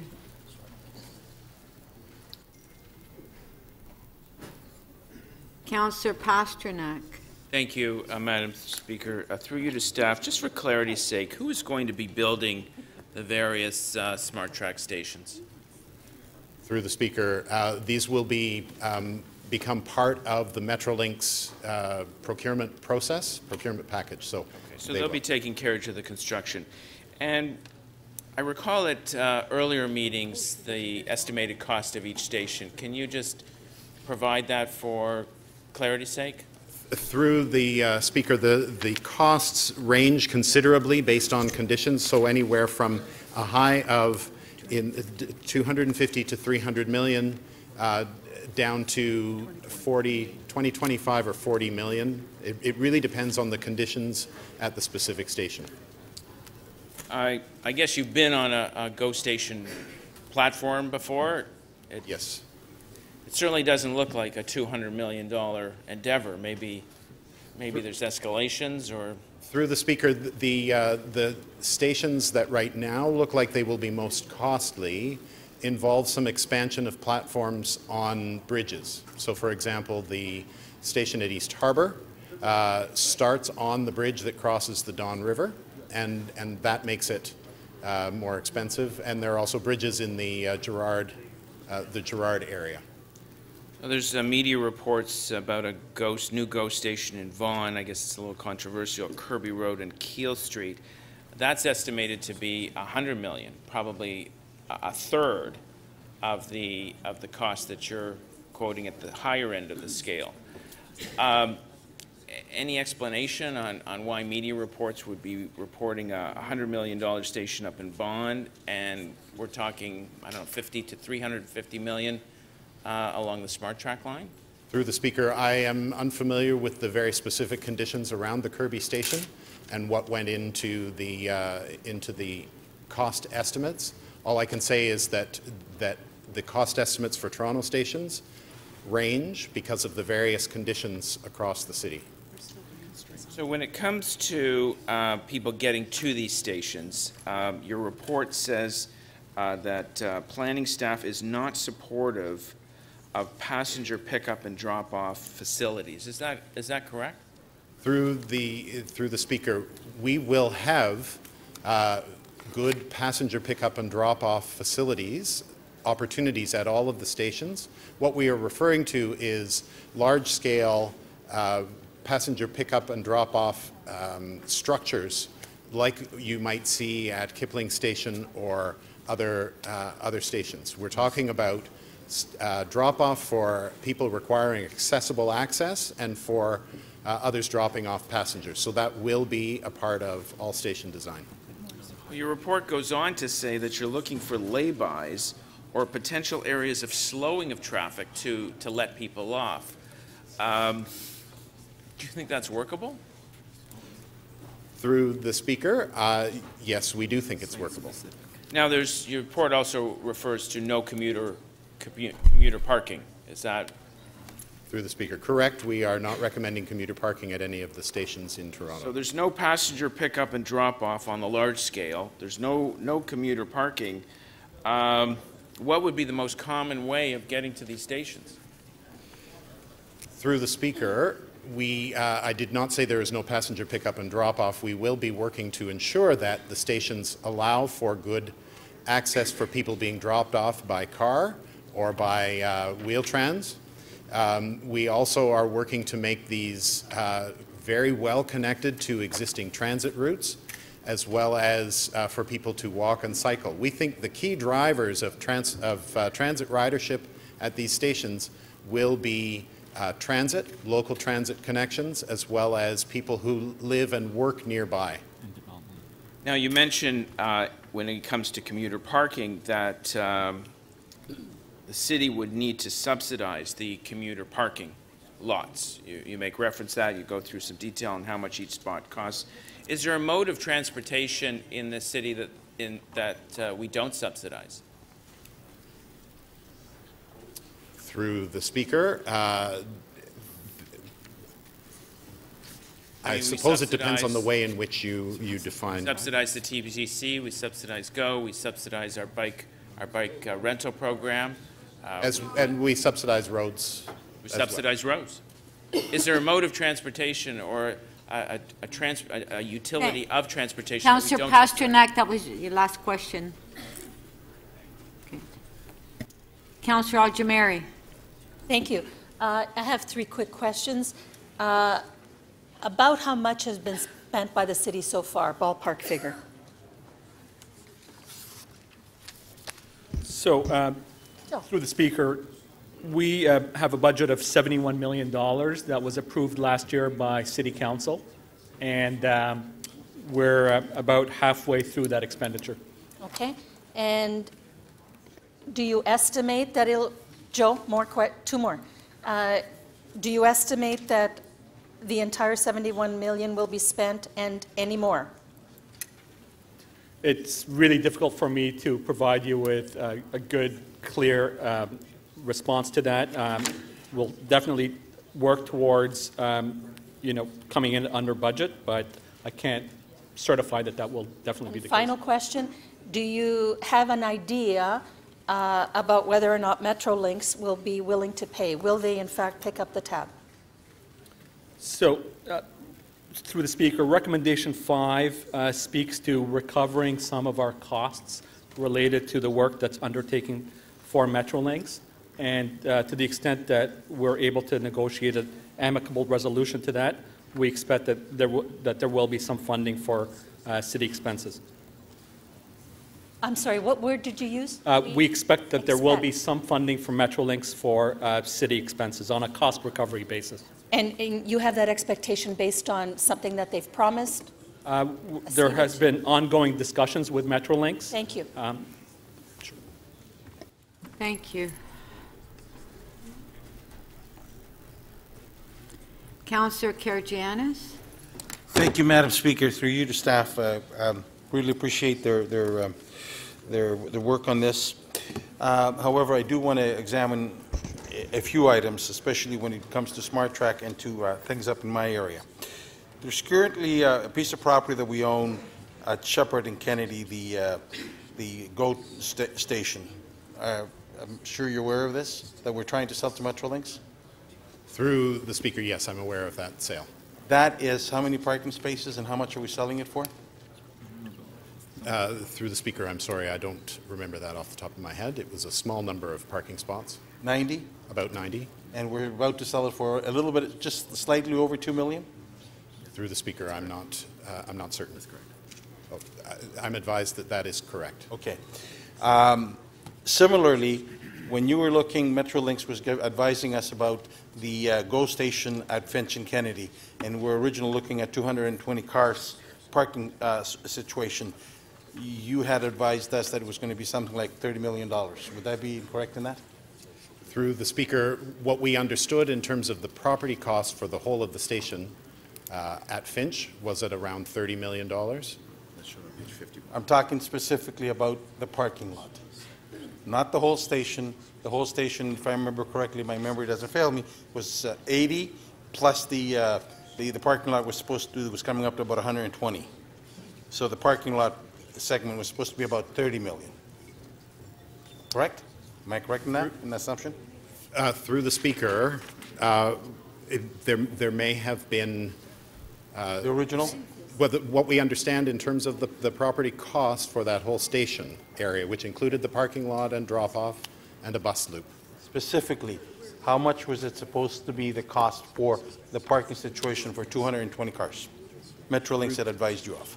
No, through the Speaker, we did not have that detailed breakout on that. So we were looking at the full costs of the property. Okay, then I guess I was not in the same room when we had the conversation. So, similar situation at Finch and Kennedy for 220 cars. What is your estimate for us to buy, expropriate, or obtain the land? If it's for 90 cars, it's $2 million. What are you thinking it's going to be for Finch and Kennedy? Madam Speaker, I wouldn't advise any answer to that question in public. Sorry, I didn't hear that, Madam Speaker. I got chattering going on my left here. Madam Speaker, I would not want council to have an answer that would speculate on the cost of an expropriation in public. Well, Madam Speaker, is this an item that they want to have in camera? Is this what I'm understanding, Madam Speaker? Discuss it in public, absolutely. So, Madam Speaker, my question through you to staff, is this something that they're prepared to go in camera?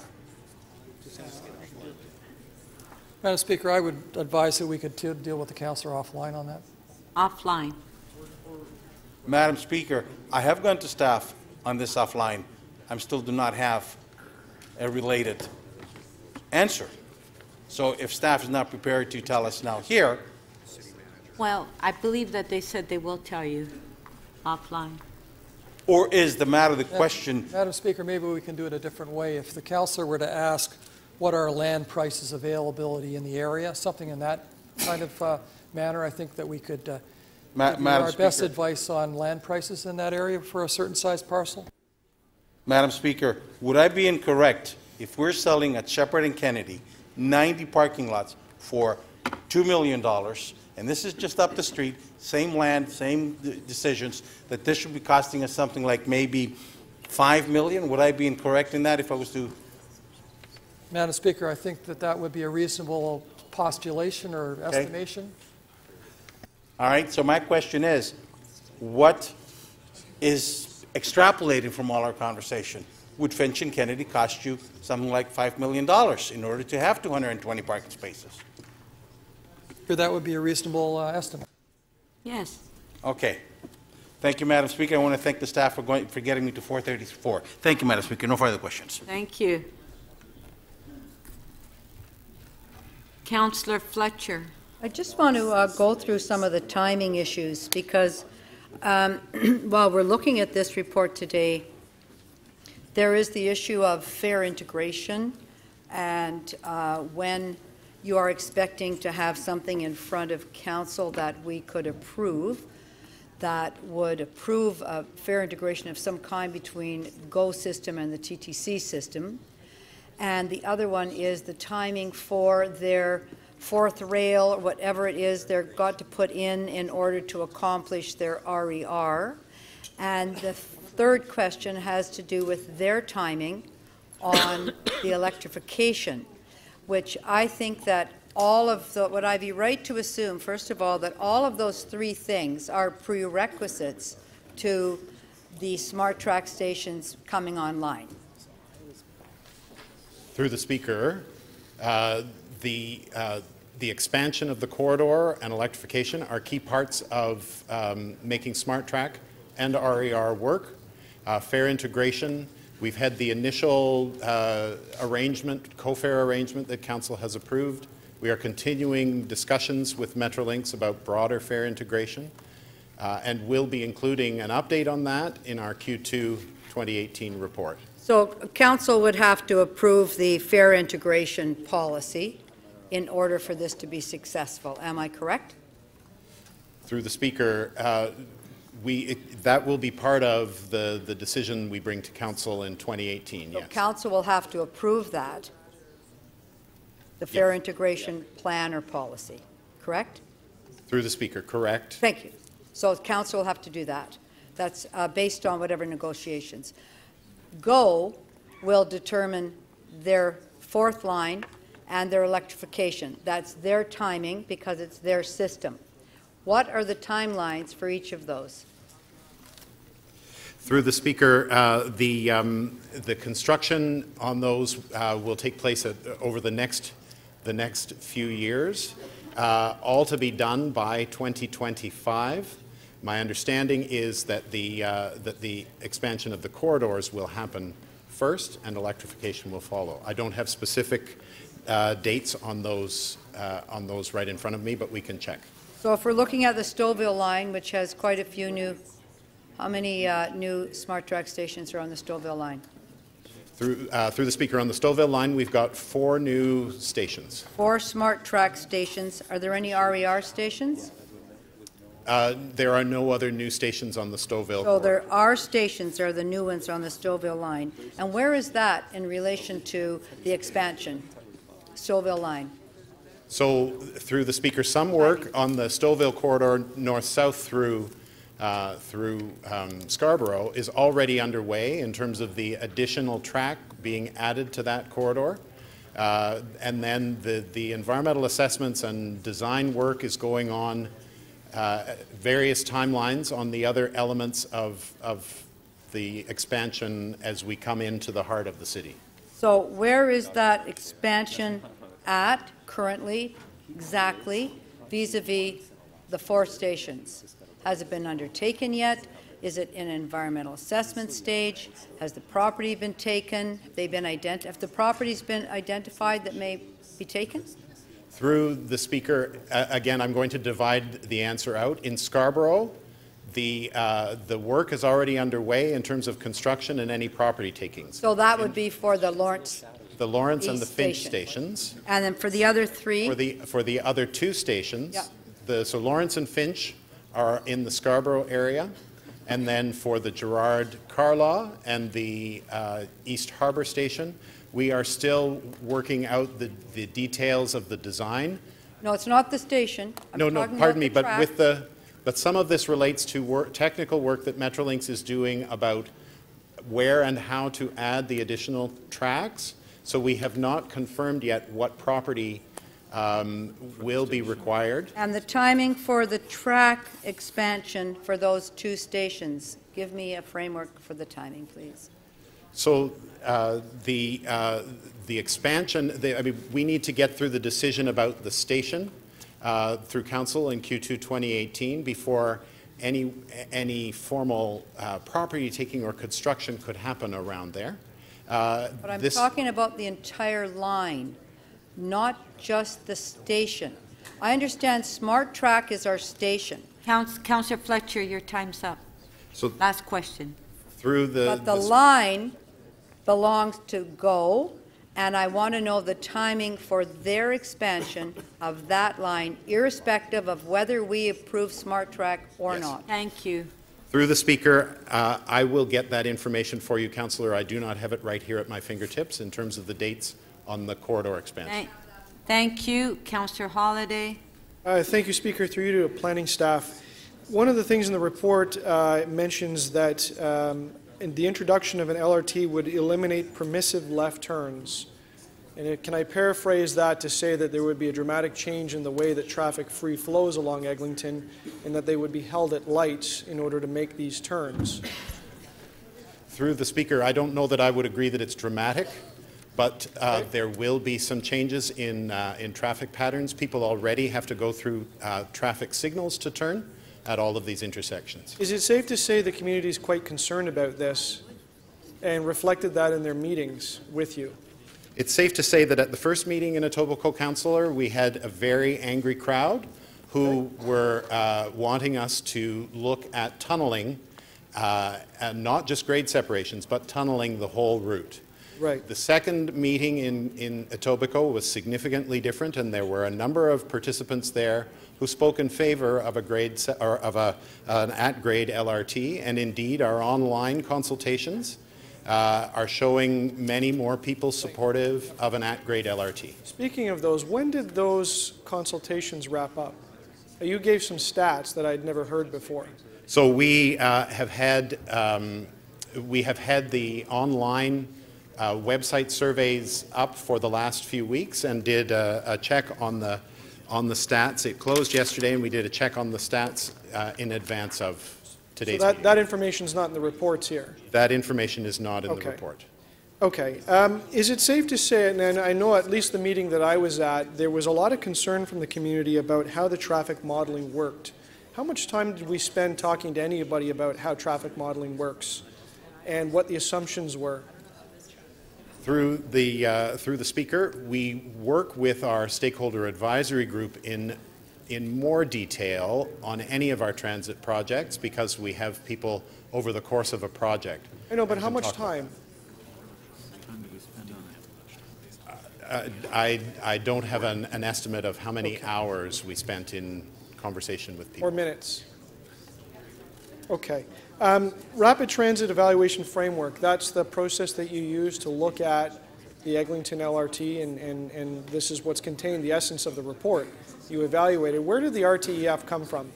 Through the Speaker, we developed the Rapid Transit Evaluation Framework in the context of the official plan review of our transportation policies, the feeling congested review of 2013. Does it spend a lot of time talking about the transit user experience?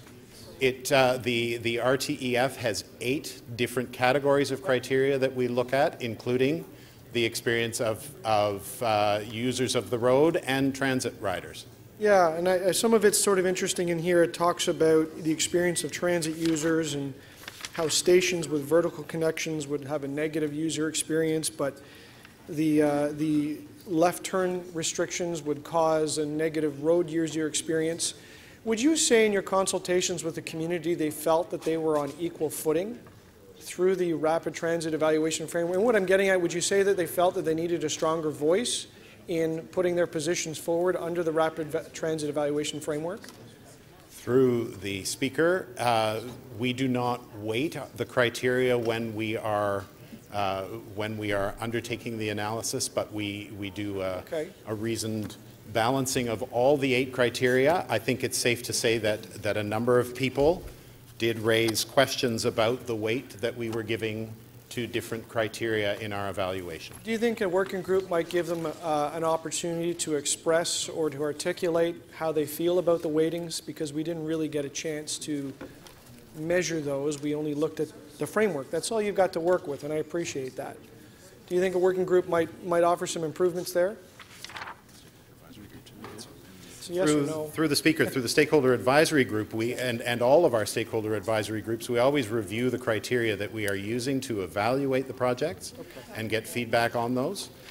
Certainly, if we were to go out to a working group again, I'm sure that they would welcome the opportunity to talk about the evaluation criteria that we use. Okay, and I guess the last question, in what I learned in this process, when you looked at the different grade separations that Council requested you to look at, the evaluations and the measurements were done station by station, each one piece at a time, and it was never looked at in combination of each other.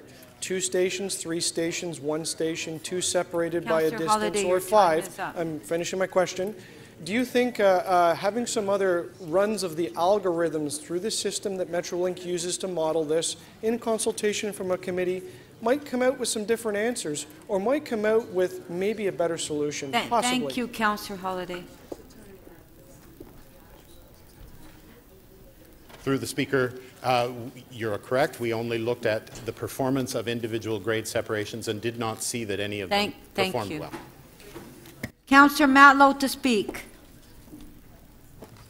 Madam Speaker, through you,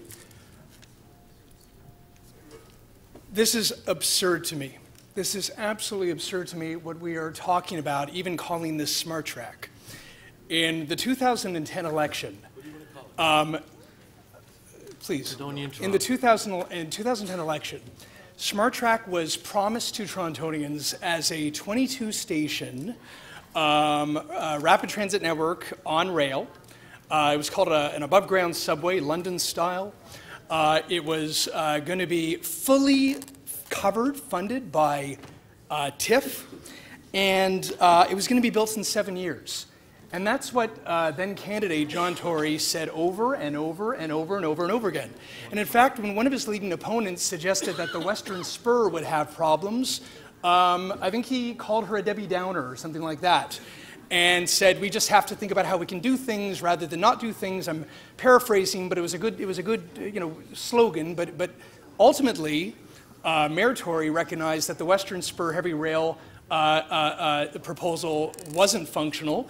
Now he's suggesting that he's open to look at tunneling, but tunneling light rail in that area that was not proposed. And all those other promises now we know aren't real. We're looking at 6 stations. Now, there's wisdom to the idea of having more localized stations within a Go RER network, and I support that, and I think there's wisdom there. But look at Lawrence East. Lawrence East, we have information from the owner of this station, Metrolinx, this proposed station, where they are saying that there would be a net reduction, a net negative ridership. They are accepting that they need to do a review of the station, given that analysis recommended against moving forward with Lawrence East. There's an assumption in the report in front of us that the one-stop subway would ultimately be approved when we today have a master agreement that supports having a 7-stop LRT. We'll get to that debate. It'll happen, but that has not been overturned, and that's just a fact. Moreover, reading from attachment 4, the letter from the DCM to Metrolinx says that the Metrolinx model assumed a GO fare for all riders wishing to ride the Smart Track RER. Fare integration is a key feature of Smart Track as put forward by the city when assuming the updated Scarborough subway and a TTC fare. But later, Mr. Petula said that fare integration has not been sorted out. So how do we know that these numbers are correct and therefore will be approved? We don't know that. We also know that 4,000 daily boardings is half of what Lawrence East is today. So I don't understand how reasonably one can conclude that there would be necessarily so much more development when we actually have roughly a 50% reduction in ridership. That doesn't make sense to me. So we have Metrolinx reviewing Lawrence East. We have a STAR report demonstrating that Metrolinx was advised, the board was advised not to move forward with it. We are assuming that we have arrived at the end of the stage 8 process for the one-stop subway, but none of that's happened. And yet we're being asked to advance a proposal that, once again, we don't have relevant facts, we don't have basic information, and in fact we have contradicting facts compelling us not to move forward at this time. This isn't about Debbie Downers, as John Tory called others. This is simply just looking at reality and making responsible decisions. And ultimately, Smart Track, I just want to remind you all, this is not Smart Track. This is 6 additional localized stops into a Go RER network. It's a good idea, and that's why I support the concept. But let's do the concept wisely and well, and not pretend that it's something else. Smart Track was a brand that was created during an election campaign that we've all adopted. I heard Mr. Bertulli use the term express subway to refer to the extension on Bloor. Let's just get real about what we're talking about, move forward on what makes sense, don't move forward on things that seem to be irrational, and make wise decisions about transit. Thank you. Thank you. Councillor Ford to speak. Thank you, Madam Speaker. I'd like to move a motion. It's an amendment to number 4 of the recommendations. City Council directs staff to continue planning the Eglinton West LRT transit extension as a below-grade concept only, except at the Eglinton Flats due to existing floodplains and which was identified by staff, and then a minor amendment to A, which would be up to 10 stops. So over the last 6 months, I know I have heard very clearly from my community in North Etobicoke that, and other communities, that our residents want underground transit and below-grade transit. They're very concerned about the possibility of having transit at grade. We talk a lot in this council chamber about investments in the future, about development on the rise, about growing Toronto's footprint internationally with Toronto Global, and many initiatives we do to sell our city. Well, as we're doing that, we are growing the people coming into Toronto. That is on a significant rise. And I think as we are investing in the future, as our hopes are to put an LRT into a mega global hub airport, we need to have reliable, good, and I think balanced transit here. And I think that is the most important word here. I think certain LRT lines work in the city. I'm not denying that. Many bus routes work, they're reliable. Subways work. Subways go through the vast majority of this city. The very vast majority of people in Toronto can connect to underground transit, below-grade transit, and get to and from Toronto. So I think as we invest 50 years out, that we want to be investing responsibly. I think this is an investment we aren't going to look back on or turn our backs on. But I think if we do it the wrong way, this is the only time we're going to be doing it. And I think we will be regretting it. If you know the area, Eglinton is already full of congestion. You can't get out there during rush hour. It's a nightmare. You also have 3 major highways coming out on the on and off ramps onto Eglinton. You got the 427, got the 401, you got Highway 27. That not only my community uses to get down into the inner city suburbs and get across the city, but you have the 905, you have Mississauga coming in there as well. So I think it's very important to have a balanced approach to doing this. And as I said, I think traffic's only getting worse in Toronto. I think we need to be investing in infrastructure that works. Do we all know that comes at a price tag? Yep, absolutely it does. But what we have heard is that The federal government is at the table to invest in infrastructure funding. They've said that. The provincial government, we have heard that. So I think that is the best way to move forward. And being a young councillor, I want to be riding underground transit into the city from my community in 50 years' time. Thank you. Thank you. Oh, you have a question. Councillor Holliday, 3 minutes, clarification of the motion. I'll be pretty quick.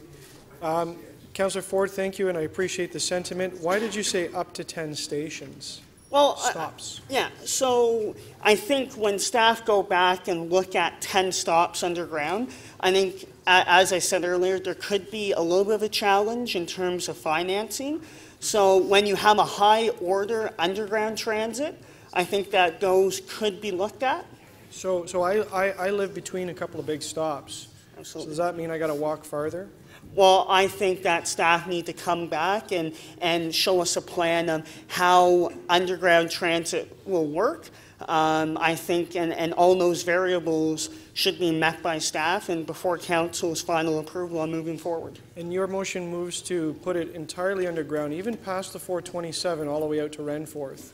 Well, I think the amendment on number 4 that was passed of Executive B, I left that in there because it's investigate further grade separation.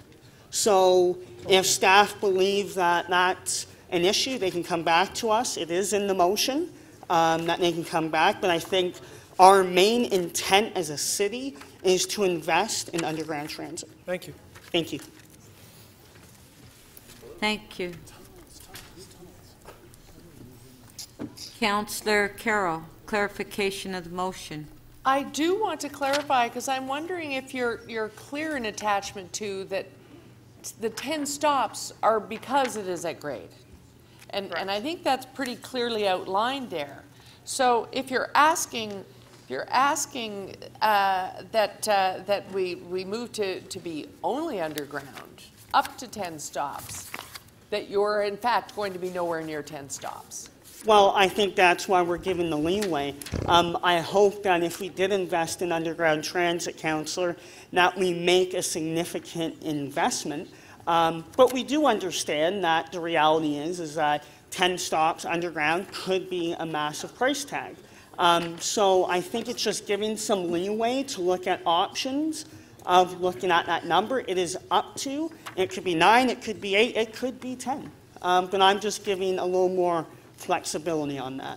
I'm also mindful, I'm trying to understand the purpose of your motion, because I'm mindful of your remarks, how desperate the traffic situation is, and that given that what you're describing is a very suburban area, not unlike my own, that the worldwide understanding is if you have more stops and an at-grade rail, that you convert more people from cars. If that stop is close to them, it's the Melbourne experience.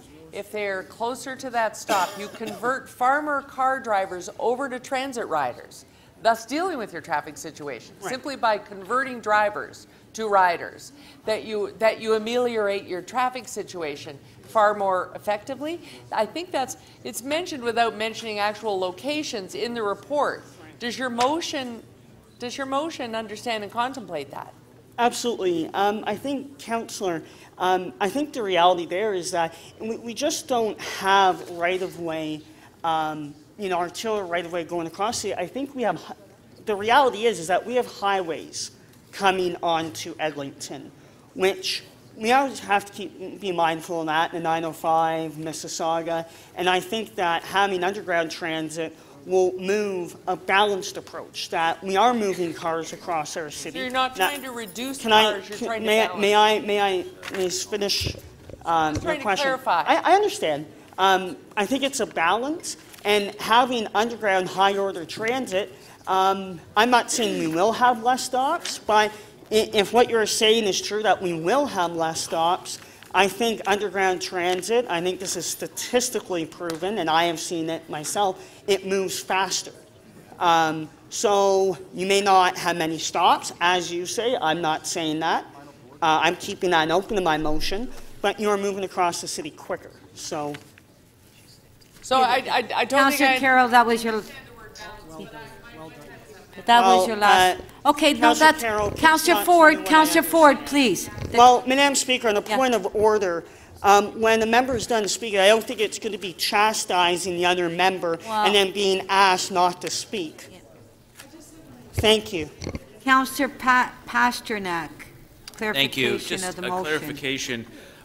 Your motion refers to below grade, but hasn't there been, have you seen options for an above grade solution to many of the problems that you're The options are out there, and as I said, Councillor, that's why we want to investigate further grade separation. That is still in item number 4 of the recommendations.